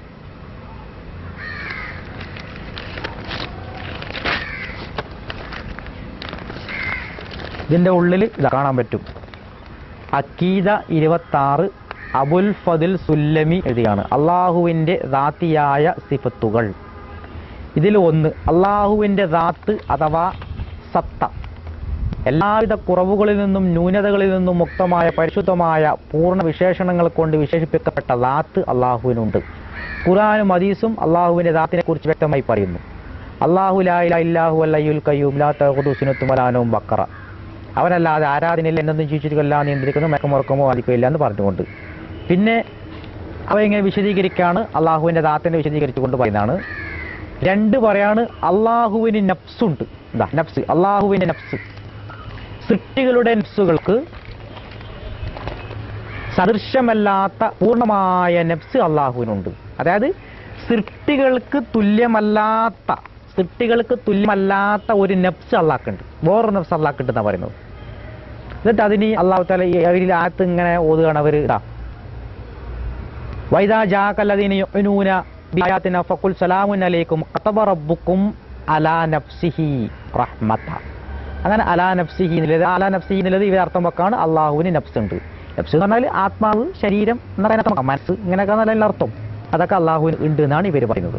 ഒരുപാട് ആയത്തുകൾ ഇങ്ങനെ ഉദാഹരിക്കുന്നുണ്ട്, അതൊന്നും വായിച്ചിട്ട് സമയങ്ങളില്ല. പിന്നെ രണ്ടാമതായിട്ട് വരുന്നത് ഇതാ, മൂന്നാമതായിട്ട് വരെ പറയുന്ന അള്ളാഹുവിന് മുഖമുണ്ട്. അള്ളാഹുവിന് മുഖമുണ്ട്, അവൻ്റെ നോളുമായി അവൻ്റെ മുഖത്തിന് ഒരു സാദൃശ്യവുമില്ല. അള്ളാഹുവിന് മുഖമുണ്ടെന്ന് വിശ്വസിക്കുകയും അംഗീകരിക്കുകയും വേണം എന്നാണ്. അപ്പോൾ അള്ളാഹുവിന് മുഖമുണ്ടെന്ന് വിശ്വസിക്കുകയും അംഗീകരിക്കുകയും വേണമെന്നാണ് പറയുന്നത്. ഖുർആനും ഹദീസും അള്ളാഹുവിന് മുഖമുണ്ടെന്ന് നമ്മളെ പഠിപ്പിക്കുന്നു. അള്ളാഹു പറയുന്നു വയബ്കാ വജ്ഹു റബ്ബിക ദുൽ ജലാലി വൽ ഇക്റാം. അറഹ്മാൻ ആയത്താണ് ഓതുന്നത്. ഉദാരവും മഹത്വവും ഉദാരമുള്ള നിന്റെ റബ്ബിന്റെ മുഖം അവശേഷിക്കുന്നാകും. അപ്പോൾ ബാക്കിയുള്ളതൊക്കെ നശിച്ചു പോകുന്നില്ല, ഒരു ഇതിലേക്ക് വരും. അത് കുല്ല ഷൈഇൻ ഹാലിക്കു ഇല്ലാ വജു, അവന്റെ തിരുമുഖം ഒഴികെ മറ്റെല്ലാം നാശമടിയെന്നാണ്. അത് അവർ തന്നെ പറയുന്നുണ്ടത്. അള്ളാഹിന്റെ തിരുമുഖം ഒഴികെ മറ്റെല്ലാം നാശമടിയെന്നാണ് അവർ പറയുന്നത്. ഇങ്ങനെ നേർക്ക് നേരെ ഇവരെ അർത്ഥം പറയണം അള്ളാഹിന്റെ മുഖം. എന്നിട്ട് അതിനെ പറ്റിയിട്ട് അതിന് വിശേഷണം പറയാണ്. അള്ളാഹുവിന് മുഖമുണ്ടെന്ന് നാം മനസ്സിലാക്കി കഴിഞ്ഞാൽ നമ്മുടെ വിശ്വാസത്തിലും കർമ്മത്തിലും നിരവധി മാറ്റങ്ങൾ ഉണ്ടാകും. അപ്പം അള്ളാഹ്ക്ക് മുഖമുണ്ടെന്ന് വിശ്വസിക്കുക. അങ്ങനെ വിശ്വസിച്ചാലേ വിശ്വാസത്തിലും കർമ്മത്തിലും വലിയ മാറ്റങ്ങൾ ഉണ്ടാകുന്ന ഇവർ പറയും. നമ്മുടെ പ്രവർത്തനങ്ങൾ അള്ളാഹുവിന്റെ വലിയ ലക്ഷ്യം വെക്കുന്ന അങ്ങനെയല്ലാതെ പ്രവർത്തനം നിഷ്ഫലമാകുന്നതാണ്. ഇങ്ങനെയാണ് അത് വ്യാഖ്യാനിക്കുന്നത്. ഇതെല്ലാം അഹ്ലുസുന്നത്ത് വൽ ജമാഅത്തിന് പുറത്തുള്ള വിശ്വാസങ്ങളാണ്. ഈ പറഞ്ഞോ അള്ളാഹുവിന് കരമുണ്ട്, എന്താ യദാഹു മബ്സൂതത്താൻ, എന്നാൽ അവന്റെ കരങ്ങൾ നിവർത്തപ്പെട്ടാകുന്നു എന്ന് പറഞ്ഞുകൊണ്ടുള്ള മായിലായത്താണ് ഉദ്ധരിക്കുന്നത്. ഇങ്ങനെ വിശദീകരിച്ചു പോകുന്ന ഓരോന്നും കൂടുതൽ വിശദീകരിക്കേണ്ട ആവശ്യമില്ല. അപ്പോൾ ഇവർ വാദിച്ചു വരുന്നത് അള്ളാഹുവിന് മുഖമുണ്ട്, കരമുണ്ട്, നഫ്സുണ്ട് എന്നൊക്കെയാണ്. അതൊന്നും സൃഷ്ടികളുടേതിന് സദൃശ്യമാണെന്ന് ഇവർ പറയുന്നില്ല. സൃഷ്ടികളുടേതിന് സദൃശ്യമാന്ന് പറഞ്ഞാൽ പിന്നെ ഉടനെ അവർ ഇസ്ലാം ഒന്ന് പുറത്തായില്ലേ. അപ്പൊ ഇവര് പറയുന്ന വാദം സൃഷ്ടികളുടേതിന് സദൃശ്യമല്ലാത്ത ഒരു മുഖവും അവങ്ങളൊക്കെ ഉണ്ട്. ഇത് തന്നെയാണ് മുഷബ്ബിഹാക്കളും കണ്ടു പറഞ്ഞത്. മുഷബ്ബിഹാക്കൾ എന്ന് പറഞ്ഞിട്ടുള്ള ഒരു വിഭാഗം ഉണ്ടായിരുന്നു. അല്ലാഹു തആലയ്ക്ക് ലൈംഗികമായും ചാക്യങ്ങളൊക്കെ വാദിച്ചിരുന്നു. അള്ളാഹ്ക്ക് ഒരു സ്ഥലം ഉണ്ടെന്നും അവർ വാദിച്ചിരുന്നു. പക്ഷേ അവരോടൊപ്പം ഒരു ചോദ്യം വന്നു. കാരണം അള്ളാഹു എവിടെയാണ് എങ്ങനെയാണെന്ന് നിങ്ങൾക്ക് പറയാൻ പറ്റുമോ എന്ന് ചോദിച്ചു. അപ്പൊ ആ സമയത്ത് അവർ പറഞ്ഞത് അള്ളാഹു എങ്ങനെയാണെന്ന് നമ്മൾക്കറിയില്ല, എവിടെയാണെന്ന് നമുക്ക് അങ്ങനെ കൃത്യമായി പറയാൻ പറ്റില്ല, പക്ഷെ ഒരു സ്ഥലത്ത് ഉണ്ട് ഇരിക്കുന്നുണ്ടെന്ന് നമുക്ക് പറയാൻ പറ്റും. അങ്ങനെ അള്ളാഹുവിന് ഇങ്ങനെയുള്ള ഈ അവയവങ്ങൾ ഉണ്ടെന്നും അള്ളാഹുവിന് സ്ഥലമുണ്ടെന്നും വിശ്വസിക്കുകയും അതെങ്ങനെയെന്ന് വിശദീകരിക്കാൻ നമുക്ക് സാധിക്കില്ല എന്ന് പറഞ്ഞ് ഒഴിയുകയുമായിരുന്നു മുഷബ്ബിയാക്കൾ ചെയ്തത്. അതന്നെയാണ് ഇവരിപ്പോൾ ചെയ്തുകൊണ്ടിരിക്കുന്നത്. അള്ളാഹുവിന് കരണ്ട്, മുഖമുണ്ട്, അതൊക്കെ സൃഷ്ടികളിൽ നിന്ന് വ്യത്യസ്തമായെന്നാണ്, അതെങ്ങനെയാണെന്ന് പൂർണ്ണമായി നമുക്കറിയില്ല എന്നുള്ളൊരു വാദമാണ്. അപ്പോൾ മുഷബ്ബിയാക്കളുടെ വാദത്തിലേക്കാണോ ഈ മുജാഹിദ് പ്രസ്ഥാനം നീങ്ങിക്കൊണ്ടിരിക്കുന്നതെന്നുള്ളത് നമ്മൾ ഭയപ്പെടേണ്ടിയിരിക്കുന്നു. അള്ളാഹു തആല അതിൽ നിന്ന് അവർ പിന്തിരിയാനുള്ള തൗഫീഖ് കൊടുത്ത് ഹിദായത്തിലാക്കട്ടെ. അത്രയും നമ്മൾ പ്രാർത്ഥിക്കാൻ കഴിയും. കൊല്ലങ്ങളോളം മുജാഹിദ് പ്രസ്ഥാനത്തിൽ കൂടി അവസാനം കുറെ മുഖാമുഖങ്ങളും വാദപ്രതിവാദങ്ങളും ഒക്കെ കേട്ടപ്പോ അബ്ദുർ റഷീദ് മൗലവിക്ക് ബോധ്യപ്പെട്ടു അള്ളാഹ്ക്ക് മുഖല്ല, അള്ളാഹ്ക്ക് കൈയില്ല, അള്ളാഹ്ക്ക് കാലില്ല, അള്ളാഹു ഇങ്ങനെ കസേരയിൽ ഇരിക്കുകയാണെന്ന് പറയാൻ പറ്റൂല, അള്ളാന്റെ വലത്തെ കയ്യിൽ ആകാശം ഇടത്തെ കയ്യിൽ ഭൂമി എന്ന് പറയാൻ പറ്റൂല. ഇനിയും ആ പ്രസ്ഥാനത്തിൽ നിന്നാല് ഇപ്പൊ അള്ളാഹ്ക്ക് രണ്ട് കൈയുണ്ടെന്ന് പറഞ്ഞു, വലത്തും എടുത്തുണ്ടെന്ന് പറഞ്ഞു. പിന്നെ പറഞ്ഞത് അള്ളാഹ്ക്ക് ഇടത്തും വലത്തും കൈയില്ല, ഒക്കെ വലത്താണ്, രണ്ട് കൈയും ഇങ്ങനെ വലത്ത്, ഒരു കൈ ആറാം പേരിൽ മുളക്കുമല്ലോ ചില ആൾക്കാർക്ക്. അതേമാതിരി ഇവിടെ ഒരു കൈ, പിന്നെ ഇവിടുന്ന് വേറൊരു കൈ മുളച്ചിക്കാണ്. ഇനി കുറച്ചു കാലം കഴിഞ്ഞിട്ട് ഇവര് പറയും എന്ത്, ഹൈന്ദവ സഹോദരങ്ങളൊക്കെ വിശ്വസിക്കുന്നത് പോലെ പഞ്ചദിന പ്രഭാഷണത്തിൽ ഞാൻ സ്ക്രീനിൽ കാണിച്ചിരുന്നു, 6 കൈയും തുമ്പിക്കൈയുള്ള ഒരു ദൈവമുണ്ട് ഹിന്ദുക്കൾക്ക്. അതേപോലെയാണ് അല്ലാഹു തആല എന്ന് വഹാബികൾ പറയുന്നതിന് മുമ്പ് നമ്മുടെ അബ്ദുർ റഷീദ് മൗലവി അവിടുന്ന് ചാടി രക്ഷപ്പെട്ടതാണ്. സഹോദരങ്ങളെ, അദ്ദേഹത്തിന്റെ വിശദീകരണങ്ങൾ വളരെ അർത്ഥവത്താണ്. പണ്ഡിതന്മാർ അത് വളരെ വിശദമായിട്ട് പറയുന്നുണ്ട്. ഈ അള്ളാഹുവിന്റെ ഈ പറയുന്ന സിഫാത്തിനെ കുറിച്ച് പണ്ഡിതന്മാർ പറയുന്നത് ബഹുമാനപ്പെട്ട ഇമാം സുയൂത്തി, അതുപോലെ ഇബ്നു കസീർ തുടങ്ങിയുള്ള പണ്ഡിതന്മാരൊക്കെ ഇത് വിശദമായി പറഞ്ഞിട്ടുണ്ട്. ഹാഫിദ് ഇബ്നു കസീർ അദ്ദേഹത്തിന്റെ തഫ്സീർ ഗ്രന്ഥത്തിൽ സുമ്മസ്തവാ അലൽ അർശി എന്ന ഒരു ഖുർആൻ വാക്യമുണ്ട്. സുമ്മസ്തവാ അലൽ അർശി, ഈ ആയത്തിനെ കുറിച്ച് അദ്ദേഹം പറയുന്നത് ലിന്നാസി ഫീ ഹാദൽ മഖാമി മഖാലാത്തുൻ കസീറത്തുൻ ജിദ്ദൻ, പണ്ഡിതന്മാർക്ക് ഈ വിഷയത്തിൽ ധാരാളം അഭിപ്രായങ്ങളുണ്ട് എന്നിങ്ങനെ പറഞ്ഞ് അദ്ദേഹം വിശദീകരിക്കുന്നു. വഇന്നമാ നസ്നുഖു ഫീ ഹാദൽ മഖാമി മദ്ഹബ സലഫി സ്വാലിഹി മാലികിൻ വൽ ഔസാഇ വസൗരിഹി വൽ ലൈസി ഇബ്നു സഅദ് വശാഫിഈ വഅഹ്മദ് വഇസ്ഹാഖ് ഇബ്നു റാഹവൈ വഗൈരിഹി എന്നിങ്ങനെ പറഞ്ഞിട്ട് സലഫു സ്വാലിഹീങ്ങൾ, മുൻഗാമികൾ, ഈ മുൻഗാമികളായ പണ്ഡിതന്മാർ ഈ വിഷയത്തിൽ എന്തൊരു നിലപാട് സ്വീകരിച്ചുവോ അതേ നിലപാട് തന്നെയാണ് ഞാനും ഈ വിഷയത്തിൽ വിശദീകരിക്കുന്നത് എന്ന് പറഞ്ഞുകൊണ്ട് ഹാഫിദ് ഇബ്നു കസീർ വിശദീകരിക്കുന്നു. മിൻ അയിമ്മത്തുൽ മുസ്ലിമീന ഖദീമൻ വഹദീസൻ, പണ്ടും ഇന്നുമുള്ള എല്ലാ മുസ്ലിമീങ്ങളും ഇമാമീങ്ങളും വിശദീകരിച്ചിരിക്കുന്നത് വഹുവ ഇംറാറുഹാ കമാ ജാഅത്ത്, എങ്ങനെയാണോ ഖുർആനിൽ വന്നത് അതേപോലെ പറയാം. ഇത്തരം ആയത്തുകൾ അർറഹ്മാനു അലൽ അർശി ഇസ്തവ യദുല്ലാഹി ഫൗക അയ്ദീഹിം എന്ന് തുടങ്ങിയുള്ള ആയത്തുകൾ എങ്ങനെയാണോ ആയത്തിൽ വന്നിരിക്കുന്നത്, എങ്ങനെയാണോ ഹദീസിൽ വന്നിരിക്കുന്നത്, അത് അതുപോലെ തന്നെ പറയുക എന്നല്ലാതെ അതിന് അർത്ഥം പറയാനോ മറ്റ് വളഞ്ഞ വ്യാഖ്യാനങ്ങൾ പറയാനോ പാടില്ല എന്നാണ് അല്ലാമ ഇബ്നു കസീർ അദ്ദേഹത്തിന്റെ തഫ്സീറിന്റെ 2-ാം വാള്യം 211-ാമത്തെ പേജിൽ വിശദീകരിച്ചിരിക്കുന്നത്. മാത്രമല്ല ബഹുമാനപ്പെട്ട ഇമാം ഗസാലി റഹ്മത്തുള്ളാഹി അലൈഹി ഈ വിഷയത്തിൽ വളരെ ശ്രദ്ധേയമായ ഒരു വിശദീകരണം നടത്തിയിട്ടുണ്ട്.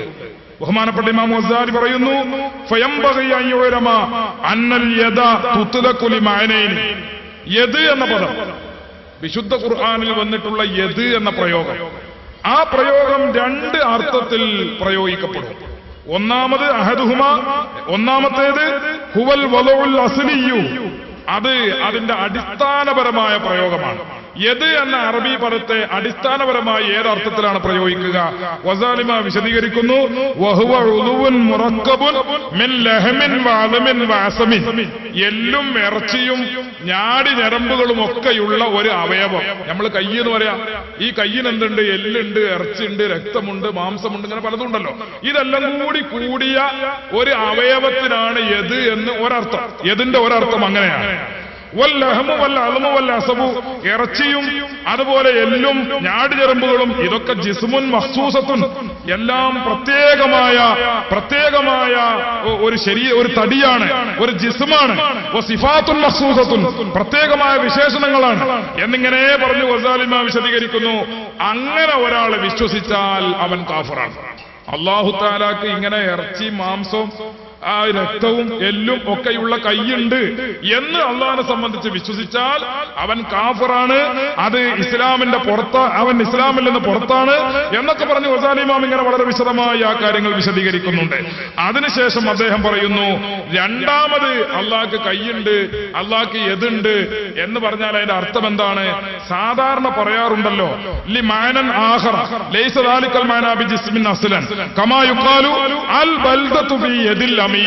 സാധാരണ പറയും കേരളം അച്യുതാനന്ദന്റെ കയ്യിലാണ്, അല്ലെങ്കിൽ ഇന്ത്യ മൻമോഹൻ സിംഗിന്റെ കയ്യിലാണ് എന്ന് പറഞ്ഞതിന്റെ അർത്ഥം എന്താ?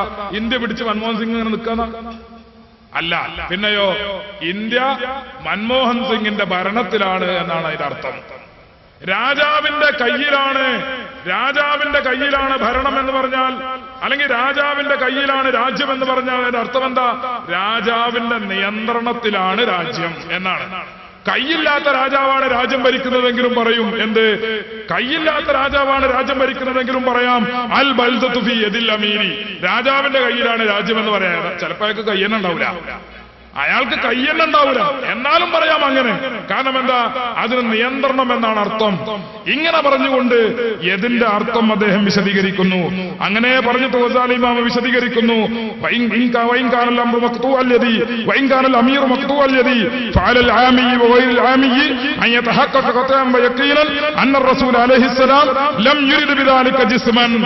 അള്ളാന്റെ റസൂൽ ഒരിക്കലും സഹോദരങ്ങളെ ഈ യദ് എന്ന പ്രയോഗം കൊണ്ട് അല്ലെങ്കിൽ സമാനമായ മറ്റ് പ്രയോഗങ്ങളെ കൊണ്ട് ഒരിക്കലും അല്ലാഹു ജിസ്മ് എന്ന് ഉദ്ദേശിക്കുകയില്ല.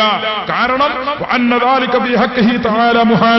അല്ലാഹു തആലക്ക് ഒരു കൈയുണ്ടാവുക എന്ന് പറയുന്നത് മുഹാലാണ്, അസംഭവ്യമായ സംഭവമാണ്.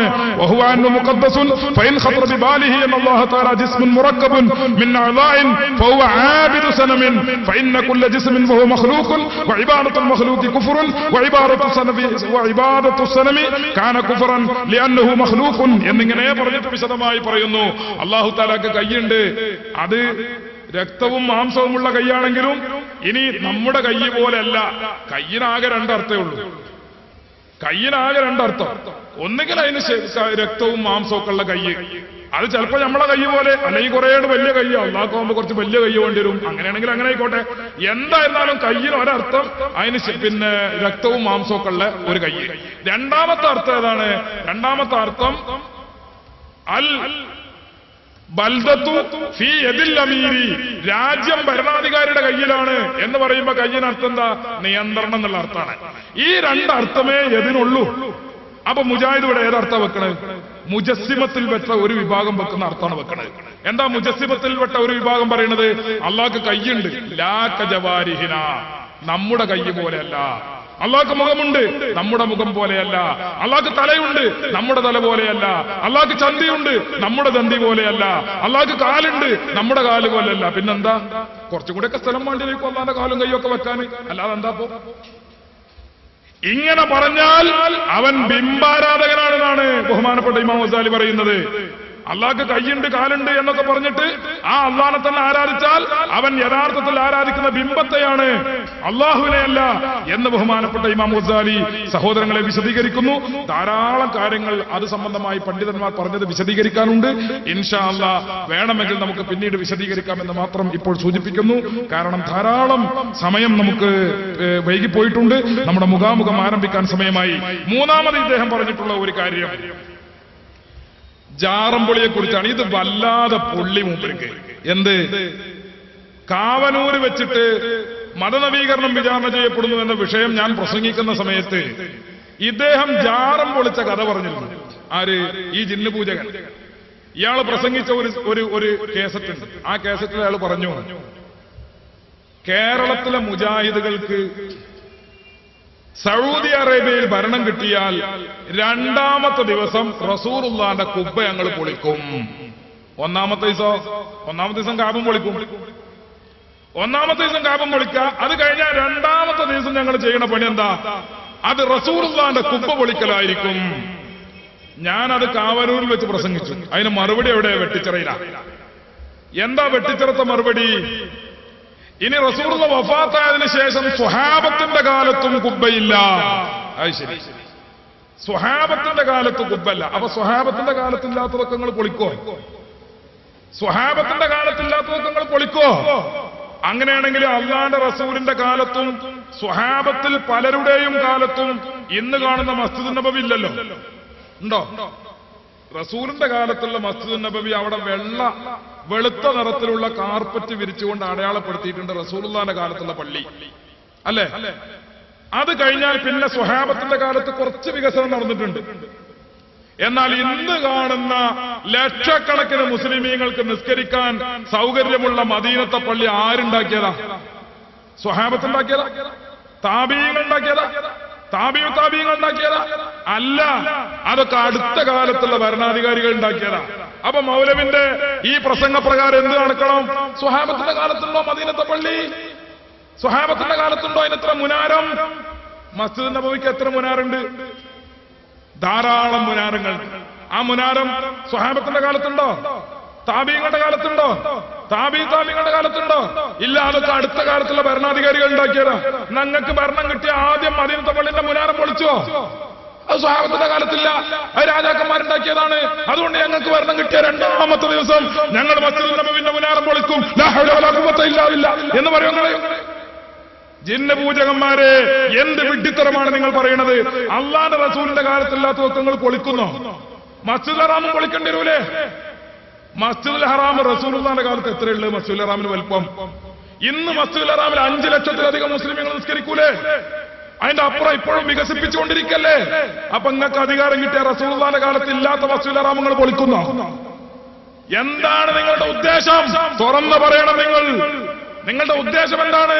സ്വഹാബത്തിന്റെ കാലത്ത് ഇല്ലാത്തതുകൊണ്ടാണോ അവര് കുബ്ബ പൊളിക്കണത്? ഈ കുബ്ബ ഇവിടെ നിർമ്മിച്ചതിന് ശേഷം സഹോദരങ്ങളെ നൂറ്റാണ്ടുകൾ പിന്നിട്ടു. എന്താ അവർ കുബ്ബ നിർമ്മിക്കാൻ കാരണം? അള്ളാഹുവിന്റെ റസൂലിന്റെ തിരുശരീരം മറവ് ചെയ്യുന്നത് തന്നെ കെട്ടിടത്തിന്റെ ഉള്ളിലാണ്. ആ കെട്ടിടം മോടി കൂട്ടുക മാത്രമേ പിന്നുള്ളവർ ചെയ്തിട്ടുള്ളൂ. ആയിഷ ബീവിന്റെ വീട്ടിന്റെ ഉള്ളിലല്ലേ റസൂലുള്ളാഹിന്റെ ഖബറ്? അതിന് പിന്നെ അത് ദ്രവിച്ച് കാലങ്ങൾ കഴിഞ്ഞപ്പോ അതെന്താക്കി? ഓരോ കാലഘട്ടത്തിനനുസരിച്ച് അത് പരിഷ്കരിച്ചു അല്ലേ? സ്വഹാബത്ത് തന്നെ അത് പൊളിഞ്ഞു വീണ സമയത്ത് സ്വഹാബത്തിനെ നന്നാക്കി.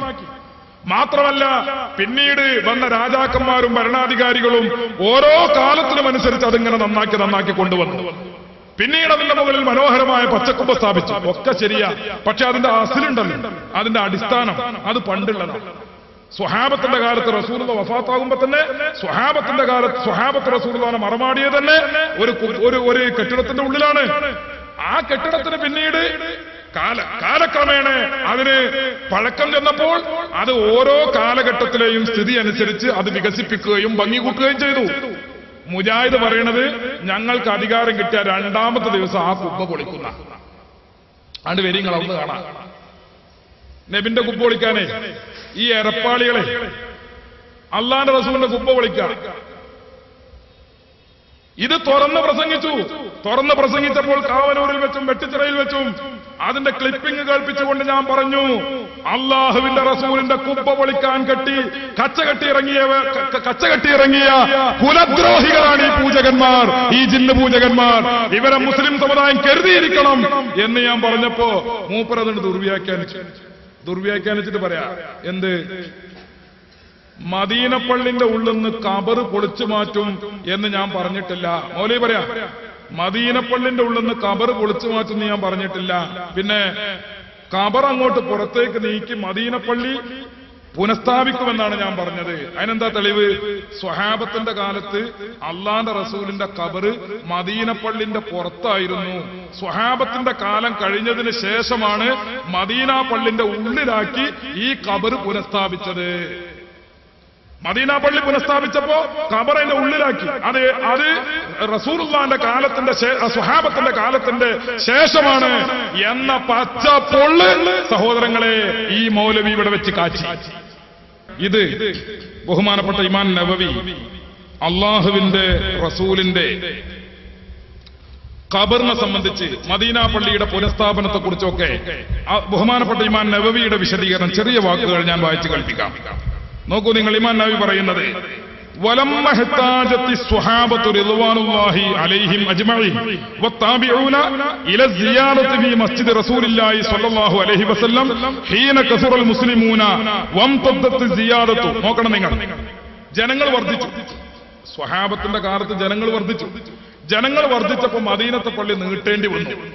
അങ്ങനെ നീട്ടേണ്ടി വന്നപ്പോൾ ബഹുമാനപ്പെട്ട ഇമാം നവവി പറയുന്നു, വംതദ്ദത്തി സിയാറത്തു ഇലാ അൻ ദഖലത്ത് ബുയൂതു ഉമ്മഹാത്തിൽ മുഅ്മിനീൻ. ഉമ്മഹാത്തുൽ മുഅ്മിനീൻ അതായത് റസൂലുള്ളാഹിന്റെ ഭാര്യമാർ, ആ ഭാര്യമാരുടെ വീടുകൾ മുഴുവനും പള്ളിയിൽ ഉൾപ്പെടുന്ന രൂപത്തിൽ പള്ളി നീട്ടി. വമിൻഹാ, ആ വീടുകളിൽപ്പെട്ടതാണ് ഹുജ്റത്തു ആയിഷ റളിയല്ലാഹു അൻഹാ, ആയിഷ റളിയല്ലാഹു അൻഹയുടെ വീട്.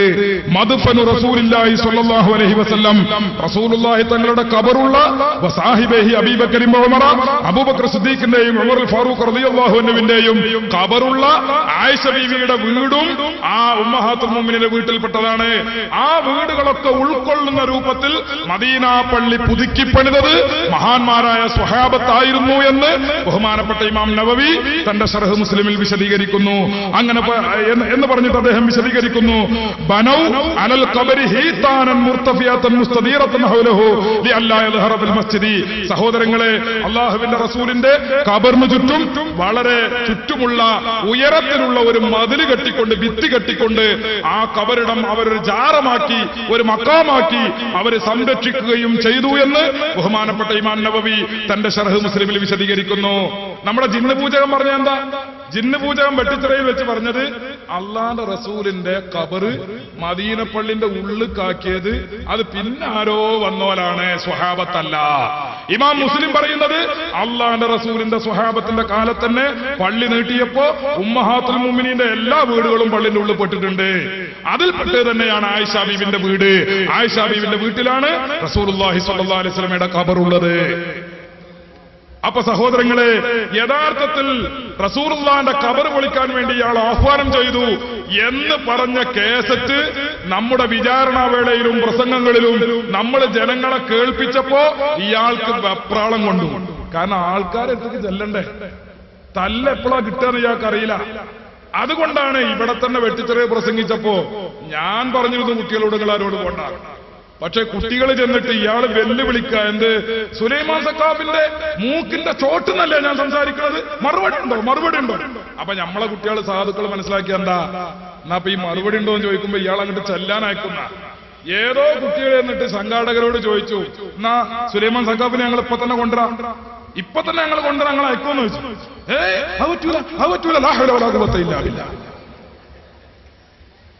ഈ ജാതിയാണ് ഇറ്റങ്ങളെ പൃഷ്ഠബലം. ഞാൻ നേരത്തെ പറഞ്ഞില്ലേ, അത്രേ ബലമുള്ളൂ സഹോദരങ്ങളെ. അതുകൊണ്ട് ഞാൻ വളരെ മാന്യമായി പറയുന്നു, ഇത് വെട്ടിത്തിറയാണ്, ഇത് മജ്മഅ് മഹല്ലാണ്. ഇവിടെ വഹാബിസം പ്രസംഗിക്കുമ്പോൾ സൂക്ഷിച്ച് സംസാരിക്കണം. സംസാരിക്കുന്നതിന് വിരോധമില്ല. ഇന്ത്യയാണ്, ഇന്ത്യയിൽ എവിടെയും നിങ്ങൾക്ക് സംസാരിക്കാം. പക്ഷേ ഞങ്ങൾ കാഫിറുകളാണെന്നും ഞങ്ങളുടെ ഉസ്താദുമാര് മുശ്രിക്കുകളാണെന്നും റസൂലുള്ളാഹിന്റെ കുബ്ബയും ഖബറും ഞങ്ങൾ പൊളിക്കുമെന്നും പറഞ്ഞുകൊണ്ട് ഇവിടെ പ്രസംഗിച്ചാൽ കുഴപ്പമൊന്നുമില്ല. ഞങ്ങൾക്ക് ചിലത് ചോദിക്കാനുണ്ടാവും, ആ ചോദ്യത്തിന് ഉത്തരം പറയേണ്ടി വരും. ഇപ്പൊ ഞങ്ങൾ പ്രസംഗിക്കുന്നു, നിങ്ങൾക്ക് എന്തും ചോദിക്കാം.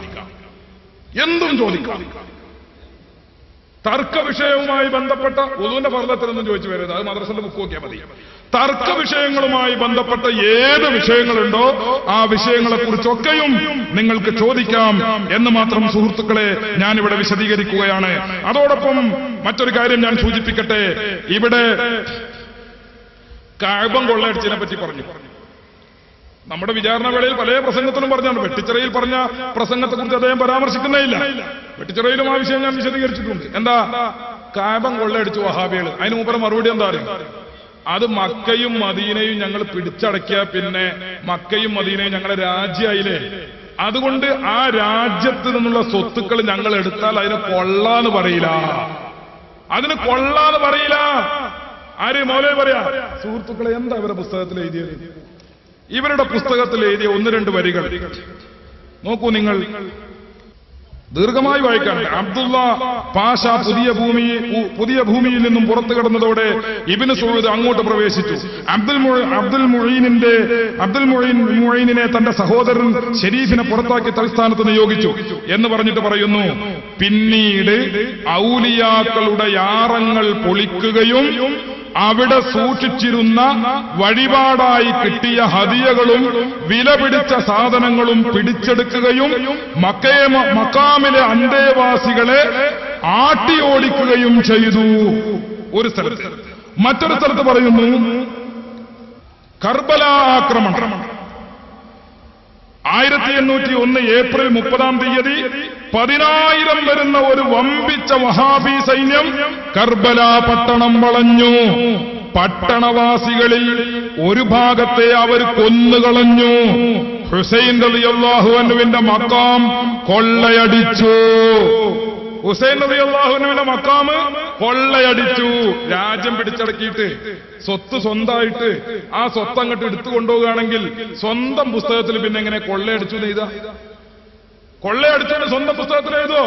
സമയമില്ലാത്തത് കൊണ്ടാണ് ഈ പുസ്തകത്തിന്റെ പല ഭാഗത്തും സഹോദരങ്ങളെ കൊള്ളയടിച്ചു എന്നും മാർക്കറ്റിൽ ലേലം ചെയ്ത് വിറ്റു എന്നും പറയുന്നുണ്ട്. ഇൻഷാ അല്ലാഹ് ചോദ്യോത്തരം നടക്കുന്ന സമയത്ത് വിശദമായി വായിക്കാം. മാർക്കറ്റിൽ കൊള്ളയടിച്ച സ്വത്ത് മാർക്കറ്റിൽ കൊണ്ടുപോയി പരസ്യമായി ലേലം ചെയ്ത് വിറ്റു. ആരാ പറയണത്? സുന്നിയുടെ എഴുതിയ ബുക്കിലല്ല, പിന്നെയോ മുജാഹിദുകൾ തന്നെ അവരുടെ ചരിത്രം എഴുതിയ പുസ്തകത്തിൽ പറയുന്നു. സഹോദരങ്ങളെ, ഞാൻ ചുരുക്കുന്നു. ധാരാളമായി വിവിധ വിഷയങ്ങൾ വിശദീകരിക്കാനുണ്ട്. മറ്റൊരു കാര്യം കൂടി ഇവിടെ വിശദീകരിക്കട്ടെ. ജിന്നിനെ സംബന്ധിച്ച് പറഞ്ഞിരുന്നു. എന്ത്? ജിന്ന് പൂജകന്മാരാണുള്ളവര്. ജിന്നിനെ പൂജിക്കാൻ തുടങ്ങിയിട്ടുണ്ട്, ജിന്നിനോട് സഹായം ചോദിക്കാൻ തുടങ്ങിയിട്ടുണ്ട്. നമ്മുടെ വെട്ടിച്ചിറ പ്രസംഗത്തിലെ ഒരു ദിവസത്തെ വിഷയം തന്നെ ചെകുത്താന്മാർ തിരിച്ചു വരുന്നു എന്നതായിരുന്നു. അപ്പൊ ആ വിഷയത്തിൽ അത് 2-3 മണിക്കൂർ ഞാൻ വിശദമായിട്ട് പറഞ്ഞിട്ടുണ്ട്. ഇപ്പൊ അത് വിശദീകരിക്കാൻ സമയമല്ല. പക്ഷെ ഒരു കാര്യം നമ്മൾ മനസ്സിലാക്കണം. മമ്പുറത്തങ്ങളെ വിളിക്കാൻ പാടില്ല, റിഫായി ശേഖനെ വിളിക്കാൻ പാടില്ല, ബദരീങ്ങളെ വിളിക്കാൻ പാടില്ല എന്ന് പറഞ്ഞിരുന്ന ആളുകൾ ഇപ്പൊ ജിന്നിനെ വിളിക്ക, മലക്കിനെ വിളിച്ച് സഹായം ചോദിക്ക എന്നൊക്കെ പറയാൻ തുടങ്ങിയിട്ടുണ്ട്. നോക്കൂ നിങ്ങൾ, സക്കരിയ സലാഹി പ്രസംഗിക്കുന്ന ഒരു ഭാഗം, ആ വിഷയത്തെക്കുറിച്ച് വെട്ടിച്ചിറയിൽ വെച്ച് അദ്ദേഹം നടത്തിയ ഒരു പ്രസംഗം നോക്കൂ. ജിന്നിനെ വിളിച്ചതാണ്, മലക്കിനെ വിളിച്ചതാണ്, പിശാചിനെ വിളിച്ചതാണ്. ഇല്ല, മറഞ്ഞ വഴിക്ക് ഗുണം പ്രതീക്ഷിക്കൽ എന്ന് ഞങ്ങൾ ഇബാദത്തിന് നിർവചനം പറഞ്ഞിട്ടില്ല. കണ്ടോ? മറഞ്ഞ വഴിക്ക് ഗുണം പ്രതീക്ഷിക്കൽ എന്ന് ഞങ്ങൾ ഇബാദത്തിന് നിർവചനം പറഞ്ഞിട്ടില്ല. ജിന്നിനെ വിളിച്ച് സഹായം ചോദിക്കാൻ ഞങ്ങൾ പറഞ്ഞിട്ടില്ല, മലക്കിനെ വിളിച്ച് സഹായം ചോദിക്കാൻ ഞങ്ങൾ പറഞ്ഞിട്ടില്ല. ആര്? ജിന്ന് പൂജകൻ പറയുന്നു. ഈ ജിന്ന് പൂജകന്റെ ഉസ്താദായ മറ്റൊരു ജിന്നാണ് അബ്ദുൽ ജബ്ബാർ മൗലവി. അബ്ദുൽ ജബ്ബാർ മൗലവി ഇസ്ലാഹ് മാസികയിൽ എഴുതിയ ലേഖനം. ആ ലേഖനത്തിൽ പറയുന്നു, പകൽ വെളിച്ചത്തിൽ വിജനമായ മരുഭൂമിയിലൂടെ വഴിയറിയാതെ നടന്നു നീങ്ങുന്ന ഒരാൾ പരിസരത്ത് ആരെയും കാണുന്നില്ല. ഇവിടെ എന്റെ ശബ്ദം കേൾക്കുന്ന ആരെങ്കിലും, അതായത് മനുഷ്യൻ, മലക്ക്, ജിന്ന് എന്നെ സഹായിക്കട്ടെ എന്ന് നനച്ച്, പടപ്പുകളെ എന്നെ സഹായിക്കണേ, എനിക്ക് വഴി കാണിച്ചു തരണേ എന്ന് ഉച്ചത്തിൽ വിളിച്ചു പറയുന്നുവെങ്കിൽ അഭൗതിക മാർഗത്തിലുള്ള സഹായതേട്ടം അതിനില്ല. അപ്പൊ വിജനമായ ഒരു സ്ഥലം, ആരുമില്ല, അവിടെ വെച്ച് ഒറ്റപ്പെട്ടു പോയ ഒരാൾ വിളിച്ചു പറയാ, ജിന്നുകളെ എന്നെ സഹായിക്കണമേ, മലക്കുകളെ എന്നെ സഹായിക്കണമേ എന്ന് പറഞ്ഞാൽ അതിൽ അഭൗതികമായ സഹായതേട്ടം ഇല്ല, അത് ശിർക്കല്ല എന്നാര് പറയുന്നു? അബ്ദുൽ ജബ്ബാർ മൗലവി എന്ന് പറയുന്ന മറ്റൊരു ജിന്ന് പറയുന്നു. എന്നാൽ 2 ജിന്നുകളുടെയും ഉസ്താദായ അബ്ദുസലാം സുലമി സഹോദരങ്ങളെ ശബാബ് വാരികയിൽ പറയുന്നത്, ഇത് എഴുതിയ ജബ്ബാർ മൗലവിയും ഇത് പ്രസംഗിക്കുന്ന ജിന്ന് പൂജകനായ സക്കരിയ സലാഹിയും മക്ക മുശ്രിക്കുകളെക്കാൾ വലിയ കാഫിറാണ്. ആര്? ഇതാ സലാം സുലമി ശബാബ് വാരിക. എന്താ പറയുന്നത് നോക്കൂ നിങ്ങൾ. ചില ഉദാഹരണങ്ങൾ എന്റെ ശബ്ദം കേൾക്കുന്ന മലക്കിനെയും, ശ്രദ്ധിക്കണം, എന്റെ ശബ്ദം കേൾക്കുന്ന മലക്കിനെയും ജിന്നുകളെയും വിചാരിച്ച് പടപ്പുകളെ എന്നെ സഹായിക്കണേ എന്ന് ഉച്ചത്തിൽ അവർ വിളിച്ചു തേടിയിരുന്നില്ല. അതിനെപ്പറ്റി സ്വഹാബത്തിനെ പറ്റി പറയാം. അവർ വിളിച്ചു തേടിയിരുന്നില്ല. ഇത് തൗഹീദിന് എതിരാകുമെന്ന് അവർ പോലും അംഗീകരിച്ചിരുന്നു. എന്നാൽ ഈ മൗലവിമാരാണ് ജിന്നുപൂജകര്. ഈ മൗലവിമാർ ഇപ്പോൾ എഴുതുന്നത് മലക്കിനെയും ജിന്നുകളെയും ഉദ്ദേശിച്ചുകൊണ്ട് അവരെ വിളിച്ച് സഹായം തേടുന്നതിന് വിരോധമില്ല എന്നാണ്. ഇവിടെ മക്കാ മുശ്രിക്കുകളെക്കാൾ ഇവർ അധപ്പതിച്ചിരിക്കുകയാണ്. ഇവിടെ മക്കാ മുശ്രിക്കുകളെക്കാൾ ഇവർ അധപ്പതിച്ചിരിക്കുകയാണ്. ഇതാ പണ്ട് നമ്മളെ പറ്റി പറഞ്ഞ അതേ കാര്യം AP ഉസ്താദിനെ പറ്റിയും അതുപോലെ EK അബൂബക്കർ മുസ്ലിയാരെ കുറിച്ചും അതുപോലെ KB മുഹമ്മദ് മുസ്ലിയാരെ കുറിച്ചും പറഞ്ഞ അതേ കാര്യം. മക്കാ മുശ്രിക്കുകളെക്കാൾ ഈ പറയുന്ന ജിന്ന് പൂജകനും അദ്ദേഹത്തിന്റെ ഉസ്താദ് ജബ്ബാർ മൗലവിയും അതുപോലെ അദ്ദേഹത്തിന്റെ വിഭാഗവും കാഫിറുകളെക്കാൾ അധപ്പതിച്ചിരിക്കുന്നു എന്നാണ് അബ്ദുസ്സലാം സുല്ലമി പറയുന്നത്. അപ്പൊ അതുകൊണ്ട് നിങ്ങൾ ജിന്ന് പൂജകന്മാർ തന്നെയാണ്. നിങ്ങൾ തീർച്ചയായും ജിന്ന് പൂജകന്മാർ തന്നെയാണ്. അവസാനമായി ഒരു കാര്യം ഞാൻ സൂചിപ്പിക്കുന്നു. ഇവിടെ കാവനൂര് പ്രസംഗത്തിൽ ഞാൻ പറഞ്ഞിരുന്നു. കാവനൂർ പ്രസംഗത്തിന് മുമ്പ് ഒരു വെട്ടിച്ചിറയിൽ മറുപടി അറിയണേ. വെട്ടിച്ചിറ 5 ദിവസം വരെ തോല് പൊളിച്ചിട്ട് അതിനെ പറ്റി ഒന്നുമില്ല. പിന്നെ പ്രസംഗമൊക്കെ കാവനൂർ പ്രസംഗത്തിനാ മറുപടി. കാവനൂർ പ്രസംഗത്തിൽ ഞാൻ പറഞ്ഞിരുന്നു, ഈ തോന്നിയാസങ്ങളൊക്കെ ചെയ്യാൻ, പലിശ വാങ്ങാന്, സക്കാത്ത് ചപ്പിളിയാക്കാന്, ഇങ്ങനെ തുടങ്ങി മുഴുവൻ തോന്നിവാസങ്ങളും ചെയ്യാൻ മുജാഹിദുകൾക്ക് എന്താ ധൈര്യം കിട്ടാൻ കാരണം? അത് പുരോഹിതം പറഞ്ഞിട്ടുണ്ട്. മാർപ്പാപ്പ പറഞ്ഞിട്ടുണ്ട്. എന്ത്? നിങ്ങള് സംഘടന പറഞ്ഞേ കേട്ടാ മതി. സംഘടന പറയുന്നത് അനുസരിക്കുന്നത് തെറ്റാണെങ്കിലും ശരിയാണെങ്കിലും അത് അള്ളാന്റെ അടുത്ത് ഞങ്ങൾ ഏറ്റെടുത്തുകൊള്ളും എന്ന് TP അബ്ദുൽ കോയ മദനി പ്രസംഗിച്ച കാര്യം ഞാൻ ഇവിടെ സഹോദരങ്ങളെ വിശദീകരിച്ചിരുന്നു. അങ്ങനെ വിശദീകരിച്ചപ്പോ ഇയാള് ബേജാറായി. എല്ലാ സ്ഥലത്തും ആദർശ പ്രചാരണ യാത്രയിൽ എല്ലാ സ്ഥലങ്ങളിലും ഞങ്ങളിത് പറഞ്ഞു. നമ്മുടെ ആദർശ പ്രചാരണ ക്യാമ്പയിന്റെ പൊതുയോഗങ്ങളിലൊക്കെ പറഞ്ഞു. ഇയാൾക്ക് ഇങ്ങോട്ട് വയറിളക്കം പിടിച്ചു. ഇയാള് പിന്നെ വീഡിയോസ് ചെയ്തിട്ട് ഓടി എവിടേക്ക്? TP അബ്ദുൽ സലമിന്റെ അടുത്ത്. എന്നിട്ട് TP അബ്ദുൽ കോയ മദനിയോട് ഇദ്ദേഹം ഒരു പ്രസംഗം ഇങ്ങോട്ട് റെക്കോർഡ് ചെയ്ത് വാങ്ങിപ്പിച്ചു. അല്ലാതെ മറ്റേതോ ഒരു പ്രസംഗം നടത്തിയ സമയത്ത് ആ പ്രസംഗത്തിൽ നിന്ന് പിടിച്ചെടുത്ത ക്ലിപ്പിംഗ് അല്ല ഇവിടെ കാണിച്ചത്. പിന്നെയോ ഇതിനു വേണ്ടി മാത്രം അദ്ദേഹത്തെ വീട്ടിൽ ചെന്ന് ഏതോ സ്റ്റുഡിയോയിൽ കൊണ്ടുപോയി അദ്ദേഹത്തെ കൊണ്ട് പ്രസംഗിപ്പിച്ച് റെക്കോർഡ് ചെയ്യിപ്പിച്ചു. അത് ആ പ്രസംഗം കേൾക്കുമ്പോൾ നിങ്ങൾക്ക് മനസ്സിലാവും. എന്നിട്ട് ഇയാള് പറയാ, ഞാനങ്ങനെ പറഞ്ഞിട്ടില്ല, ഞാനെങ്ങനെ പറയോ എന്ന് ചോദിച്ചിട്ട് ഇയാള്, ഞാൻ മുജാഹിദല്ലേ, ഞാൻ മുജാഹിദ് നേതാവല്ലേ, ഞാനെങ്ങനെ അങ്ങനെ പറയോ? ഇയാള് നൊലോളിക്ക. അദ്ദേഹത്തിന്റെ പൗരോഹിത്യം വെളിപ്പെടുത്തിക്കൊണ്ട് പ്രസംഗിക്കുന്നു എന്ന് പറഞ്ഞ് TPയുടെ പ്രസംഗം ഞാൻ കേൾപ്പിക്കാം. ഒരു കാര്യം ഞാൻ പറയുന്നു, വെട്ടിച്ചിറയിൽ വെച്ച് ചോദിച്ചല്ലോ, നിങ്ങളുടെ ആദർശ പ്രചാരണവും ആദർശ പ്രചാരണ യാത്രയും കേരളത്തിലുടനീളം നടന്നിട്ട് നിങ്ങൾക്ക് എന്തേ ചെയ്യാൻ കഴിഞ്ഞു? മുജാഹിദുകളെ കൊണ്ട് എന്തെങ്കിലും ചെയ്യിക്കാൻ നിങ്ങൾക്ക് സാധിച്ചോ എന്ന് ഇവിടെ വെച്ചിട്ട് ജിന്ന പൂജകൻ വെല്ലുവിളിച്ചല്ലോ. ഞങ്ങൾ മറുപടി പറയുന്നു, സാധിച്ചിരിക്കുന്നു. പരസ്യമായി TP അബ്ദുൽ കോയ മദനിയോട് അദ്ദേഹത്തെ പൗരോഹിത്യത്തെ തിരുത്തുവാനും ഞങ്ങൾക്ക് മുമ്പിൽ കുമ്പസരിക്കുവാനും ഞങ്ങളോട് മാപ്പ് അറിയിപ്പിക്കുവാനും ഞങ്ങൾക്ക് സാധിച്ചിരിക്കുന്നു. അതാണ് നിങ്ങളിവിടെ കാണിച്ചത്. അത് ഞങ്ങളുടെ യാത്രയുടെ ഫലമാണ്, ഞങ്ങളുടെ ക്യാമ്പയിന്റെ ഫലമാണ്. ഇൻഷാ അല്ലാഹ് ഇപ്പൊ സംസ്ഥാന പ്രസിഡന്റാണ് മാപ്പ് പറഞ്ഞതെങ്കിൽ ഇത് യൂണിറ്റ് പ്രസിഡന്റ് വരെയുള്ള എല്ലാ ജില്ലമാരെ കൊണ്ടും ഞങ്ങൾ മാപ്പ് പറയിപ്പിച്ചേടുന്നു. ആദർശ ക്യാമ്പയിനും സുന്നത്തിയമായത്തിന്റെ പ്രവർത്തകന്മാർ നടത്തിയ പ്രസംഗം കേട്ടിട്ട് ബേജാറിളകി വയറിളകിയ പിന്ദ്വാരവുമായിട്ട് വീഡിയോസെറ്റും പിടിച്ചിട്ട് സക്കരിയ സലായി ഓടി എവിടേക്ക്? TPന്റെ വീട്ടിലേക്ക്. എന്നിട്ട് അദ്ദേഹത്തെ കയ്യോടെ പിടിച്ച് ഏതോ സ്റ്റുഡിയോയിൽ കൊണ്ടുപോയി ഒരു മാപ്പ്, ഒരു കുമ്പസാരം റെക്കോർഡ് ചെയ്യിപ്പിച്ചു. ആ റെക്കോർഡ് നോക്കൂ.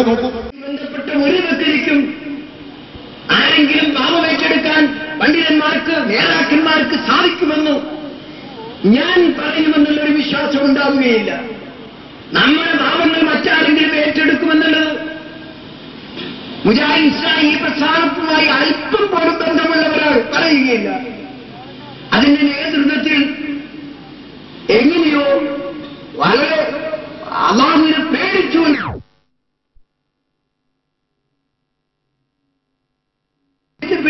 പെട്ട ഒരാളറിയാം. പിന്നെ ഞാനെങ്ങനെ പറയും?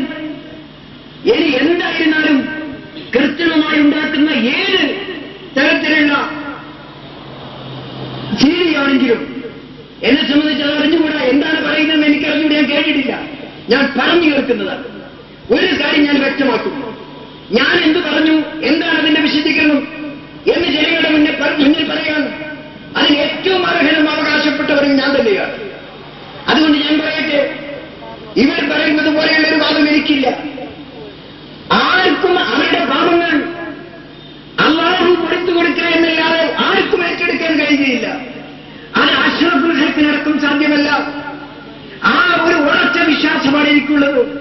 ഞാൻ ഉദ്ദേശിക്കാത്ത എന്തെങ്കിലും തരത്തിലുള്ള ഒരു ആശയം എന്റെ പ്രസംഗത്തിൽ എവിടെ നിന്നെങ്കിലും ആർക്കെങ്കിലും തോന്നിയിട്ടുണ്ടെങ്കിൽ ഈ ഒരു കാര്യത്തിൽ എന്റെ ആശയം ഇന്നതാണോ എന്ന് വ്യക്തമായി ഞാൻ പറഞ്ഞു നിൽക്കും.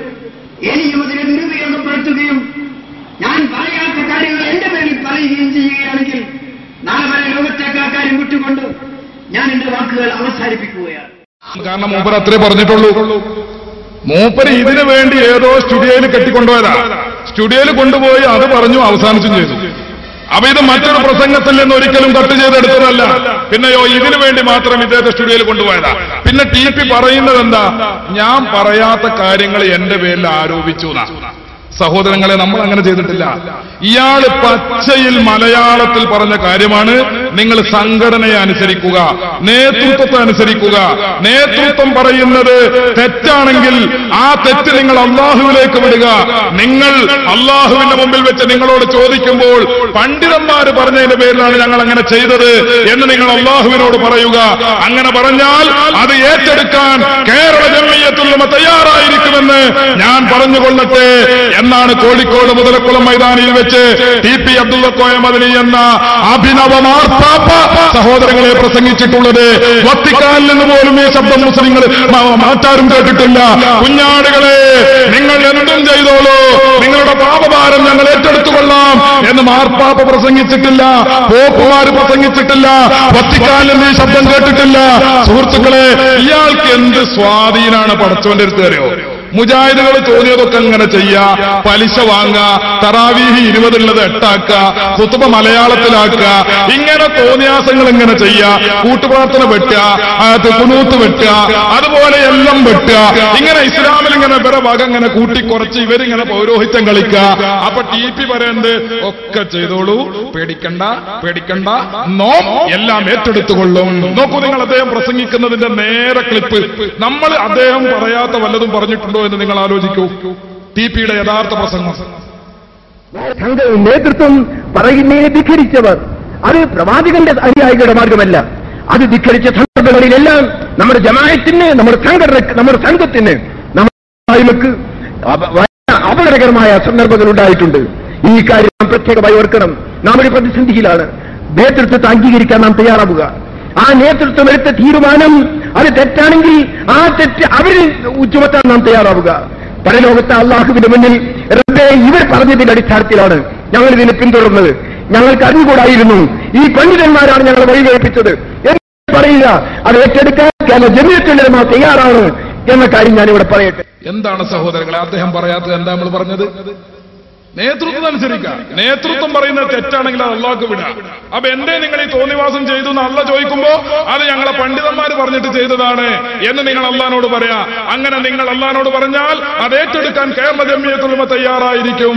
ആരാ കേരള ജംഇയ്യത്തുൽ ഉലമ? മുജാഹിദിന്റെ പൗരോഹിത്യ സഭ, മുജാഹിദിന്റെ പണ്ഡിത സഭ. ആരാണ് സഹോദരങ്ങളെ ഇവർക്ക് ഈ അധികാരം കൊടുത്തത്? അള്ളാന്റെ അടുത്ത് തെറ്റുകളും പാപങ്ങളും ഏറ്റെടുക്കാനുള്ള അധികാരം ഇവിടെ മുജാഹിദ് പണ്ഡിതന്മാർക്കുണ്ടെന്നോ എവിടെ പറഞ്ഞു? അത് ഇസ്ലാമിൽ ഈ പൗരോഹിത്യമില്ല, ഇസ്ലാമിൽ വത്തിക്കാനില്ല, ഇസ്ലാമിൽ ക്രിസ്ത്യാനിസമില്ല, ഇസ്ലാമിൽ സഹോദരങ്ങളെ പോപ്പുമാരും അതുപോലെ തന്നെ മാർപ്പാപ്പമാരുമില്ല. അതുകൊണ്ട് ഈ മുസ്ലിം സമുദായത്തിൽ പോപ്പ് ചമയാനോ മാർപ്പാപ്പ ചമയാനോ വത്തിക്കാൻ ചമയാനോ ആരെങ്കിലും ശ്രമിച്ചാൽ മുസ്ലിം കേരളം നോക്കിയിരിക്കുകയില്ലെന്ന് മാത്രം ഈ സന്ദർഭത്തിൽ ഓർമ്മപ്പെടുത്തി സഹോദരങ്ങളെ മുഖാമുഖം ആരംഭിക്കുകയാണ്. സാധാരണയിൽ നിന്ന് വ്യത്യസ്തമായി ഞാൻ അല്പം ദീർഘമായി സംസാരിച്ചിട്ടുണ്ട്. അത് ഇവിടെ പ്രസംഗിച്ച മൗലവി ഇവിടെ നടത്തിയ കുപ്രചാരണങ്ങളോടുള്ള ഒരു പ്രതികരണം കൂടി ആയിട്ടാണ്. അതുകൊണ്ട് നിങ്ങൾ ക്ഷമിക്കണം. ഇനി നമ്മുടെ മുഖാമുഖം ആരംഭിക്കുകയാണ്. ഞാനിവിടെ പറഞ്ഞ വിഷയങ്ങളും പറയാത്ത വിഷയങ്ങളും ആയി തർക്കത്തിലിരിക്കുന്ന മുഴുവൻ വിഷയങ്ങളെ സംബന്ധിച്ചും നിങ്ങളുടെ ചോദ്യങ്ങൾ ചോദിക്കാൻ ഇവിടെ സന്ദർഭമുണ്ട്.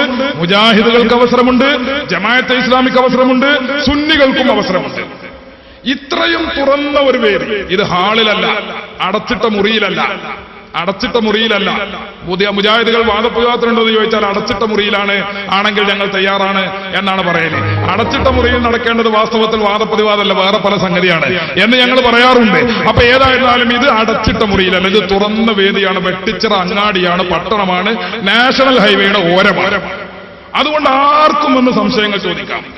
ഇനി ഈ സന്ദർഭം ഉപയോഗപ്പെടുത്താതെ വീണ്ടും ഇവിടെ വെട്ടിച്ചിറയിൽ മൈക്ക് കെട്ടി പ്രസംഗിക്കുകയാണെങ്കിൽ, വഹാബികൾ പ്രസംഗിക്കുകയാണെങ്കിൽ, വിനയത്തോടെ ഞാൻ പറയുന്നു, ഞങ്ങൾക്ക് ചില സംശയങ്ങളുണ്ട്. ആ സംശയങ്ങൾ തീർത്തു തരാൻ മാത്രം എല്ലാ സ്ഥലത്തും ബലമുള്ള മൗലവിമാരെ മാത്രമേ കൊണ്ടുവരേണ്ടതുള്ളൂ എന്ന കാര്യം ഞാൻ സൂചിപ്പിച്ചുകൊണ്ട് ചോദ്യകർത്താക്കൾക്ക് വേണ്ടി മൈക്ക് ഒഴിഞ്ഞുകൊടുക്കുന്നു. ബഹുമാനപ്പെട്ട കൊളത്തൂർ അലവി സഖാഫി, എന്റെ ആത്മസുഹൃത്ത്, ഇവിടെ വന്നിട്ടുണ്ട്, നിങ്ങൾക്ക് സുപരിചിതനാണ്. മുസ്ലിം സമുദായം വളരെ ഐക്യത്തിലും അഖണ്ഡതയിലും കഴിയേണ്ട കാലഘട്ടത്തിൽ മുസ്ലിം പണ്ഡിതന്മാർ തന്നെ ഇതുപോലുള്ള ആശയ പ്രചരണവുമായി തെരുവിൽ തല്ലുന്നത് ഈ സമുദായത്തിന് എത്ര ഗുണകരമായിരിക്കും, എന്തിനൊക്കെ വിഷയത്തിലാണ് ഇങ്ങനെ ഒരു പ്രഹസനം നടത്തുന്നത് എന്ന് ബഹുമാനപ്പെട്ട കൊളത്തൂർ ഉസ്താദ് അവർ വിവരിക്കണമെന്ന് ആവശ്യപ്പെടുന്നു. മറുപടി ആരാ പറയേണ്ടത്? മറുപടി ആര് പറഞ്ഞാലും ചോദ്യങ്ങൾ എല്ലാവർക്കും ചോദിക്കാം, എല്ലാ ചോദ്യങ്ങളും ചോദിക്കാം. ഇവിടെ ചോദിച്ച ഒരു വിഷയം ഒരു പ്രസക്തമായ ചോദ്യമാണ്. മുസ്ലിം ലോകം പ്രതിസന്ധിയിലാണല്ലോ. ഇറാഖിൽ പ്രശ്നം, ഫലസ്തീനിൽ പ്രശ്നം, അഫ്ഗാനിസ്ഥാനിൽ പ്രശ്നം, കാശ്മീരിൽ പ്രശ്നം, ആകെ പ്രശ്നമാണ്. അപ്പൊ ഈ പ്രശ്നങ്ങൾക്കിടയിൽ മുസ്ലിം സഹോദരങ്ങൾ ഐക്യത്തോടെ ജീവിക്കേണ്ടവരാണ്. ഇത്തരം ഒരു സാഹചര്യത്തിൽ ഇത്തരം വാദവിവാദങ്ങളും വാഗ്വാദങ്ങളും മുഖാമുഖങ്ങളും വാദപ്രതിവാദങ്ങളും എല്ലാം നടത്തുന്നതിന്റെ താല്പര്യമെന്ത്? എല്ലാവരും ഐക്യത്തോടെ ജീവിക്കുകയല്ലേ വേണ്ടത്? അതൊക്കെയാണ് അദ്ദേഹം ചോദ്യത്തിൽ പ്രകാശിപ്പിച്ചിട്ടുള്ള കാര്യങ്ങൾ. പേര് പറയാൻ എല്ലാവർക്കും മടിയുണ്ടാവും. ചില ആളുകൾക്ക് പേര് പറയാൻ ഇഷ്ടമുണ്ടാവില്ല, ചില ആളുകൾക്ക് ഇഷ്ടമുണ്ടാവും. ഇഷ്ടമുള്ളവർക്ക് പേര് പറയാം, അല്ലാത്തവർ പറയണമെന്നില്ല. കാരണം പേര് പറയണം എന്ന് പറഞ്ഞിട്ട് ഒരു മുജാഹിദ് ചോദ്യം ചോദിക്കാതിരുന്നാൽ നമുക്ക് നഷ്ടമാണ്. അപ്പൊ അതുകൊണ്ട് പേരും അഡ്രസ്സൊന്നും ഇല്ലാത്തവർക്കും ചോദ്യങ്ങൾ ഉന്നയിക്കാം, പേരും അഡ്രസ്സൊക്കെ ഉള്ളവർക്കും ചോദ്യങ്ങൾ ഉന്നയിക്കാം. ഞാൻ സൂചിപ്പിക്കുന്നത് ഈ ഐക്യം നിലനിർത്തേണ്ടതല്ലേ, പിന്നെ എന്തിന് ഇത്തരം വാദപ്രതിവാദങ്ങൾ വാഗ്വാദങ്ങൾ? ഇതാണ് അദ്ദേഹത്തിന്റെ ചോദ്യത്തിന്റെ പൊരുൾ. ഒക്കെ ശരിയാണ്, ഞാൻ അതിനൊന്നും വിശദീകരിക്കുന്നില്ല. ഒറ്റ മറുപടി, മുജാഹിദായിട്ടുള്ള വാദപ്രതിവാദം നിർത്താം, മുജാഹിദായിട്ടുള്ള വാഗ്വാദങ്ങൾ നിർത്താം, മുജാഹിദുമായിട്ടുള്ള മുഖാമുഖങ്ങളും നിർത്താം. എന്ത് വേണം? ഒറ്റ നിബന്ധന. ഒന്ന്, കേരളത്തിലെ മുസ്ലിമീങ്ങൾ, സുന്നികൾ മുസ്ലിമീങ്ങളാണ് എന്ന് സമ്മതിക്കണം. ഒറ്റ ചെറിയൊരു വിഷയമാണ്. നമ്മൾ മുസ്ലിമീങ്ങളാണ് എന്ന് സമ്മതിക്കണം. കേരളത്തിലെ സുന്നികൾ മുസ്ലിമീങ്ങളാണ് എന്ന് സമ്മതിക്കണം. അങ്ങനെ സമ്മതിച്ചാൽ, കേരളത്തിലെ സുന്നികൾ മുസ്ലിമീങ്ങളാണ് എന്ന് സമ്മതിച്ചാൽ, അന്ന് മുതൽക്ക് അവരേറ്റുള്ള വാദപ്രതിവാദം വാഗ്വാദങ്ങളൊക്കെ നിർത്തുന്നതിനെ കുറിച്ച് നമുക്ക് ആലോചിക്കാം. പക്ഷെ എന്ത് വേണം? കേരളത്തിലെ മുസ്ലിമീങ്ങൾ, സുന്നികൾ മുസ്ലിമീങ്ങളാണെന്ന് സമ്മതിക്കണം. ഇപ്പൊ അടുത്ത് കൊണ്ടോട്ടിയിൽ നടന്ന മുജാഹിദിന്റെ ഒരു പ്രസംഗത്തിൽ എന്താ പറഞ്ഞോ? കാന്തപുരത്തെ തള്ളുക, താജുൽ ഉലമയെ തള്ളുക, ശംസുൽ ഉലമയെ തള്ളുക. അവരൊക്കെ ശിർക്കിലേക്കാണ് നിങ്ങളെ നയിക്കുന്നത്, കുഫറിലേക്കാണ് നയിക്കുന്നത്. അതുകൊണ്ട് അവരൊക്കെ തള്ളണം. താജുൽ ഉലമ മുശ്രിക്കാണ്, കാന്തപുരം മുശ്രിക്കാണ്, ശംസുൽ ഉലമ മുശ്രിക്കാണ് എന്ന് പറയുന്ന ഈ ഏർപ്പാടുണ്ടല്ലോ, ഇതാദ്യം നിർത്തണം. രണ്ടാമത്, കേരള ജമിയത്തുൽ ഉലമയുടെ പ്രസിഡന്റായിരുന്ന വെളിയങ്കോട് ഉമർ മൗലവി അദ്ദേഹത്തിന്റെ സെൽസബിയിൽ എഴുതി, എന്തറിയോ? കാന്തപുരം അറുത്ത് തിന്നാൻ പാടില്ല, ശംസുൽ ഉലമ ഇ കെ അബൂബക്കർ മുസ്ലിയാർ അറുത്ത് തിന്നാൻ പാടില്ല, കൂറ്റനാട് കെ വി മുഹമ്മദ് മുസ്ലിയാർ അറുത്ത് തിന്നാൻ പാടില്ല. അവരൊക്കെ അള്ളാഹു അല്ലാത്തവരുടെ പേരിൽ അറുക്കുന്നവരാണ്, അതുകൊണ്ട് അവർ മുശ്രിക്കുകളാണ്. അവരെയൊക്കെ നിങ്ങൾ വഴിപ്പെട്ടാൽ നിങ്ങൾ മുശ്രിക്കുകളാണ് എന്ന കാര്യം നിങ്ങൾ ഓർക്കുക എന്നൊക്കെ പറഞ്ഞിട്ട് ഉമർ മൗലവി ലേഖനം എഴുതി. അങ്ങനെ ഞാൻ സൂചിപ്പിക്കുന്ന ഒറ്റക്കാര്യം വിശദമായി പറയാൻ സമയമില്ല, പറയേണ്ടതുമില്ല.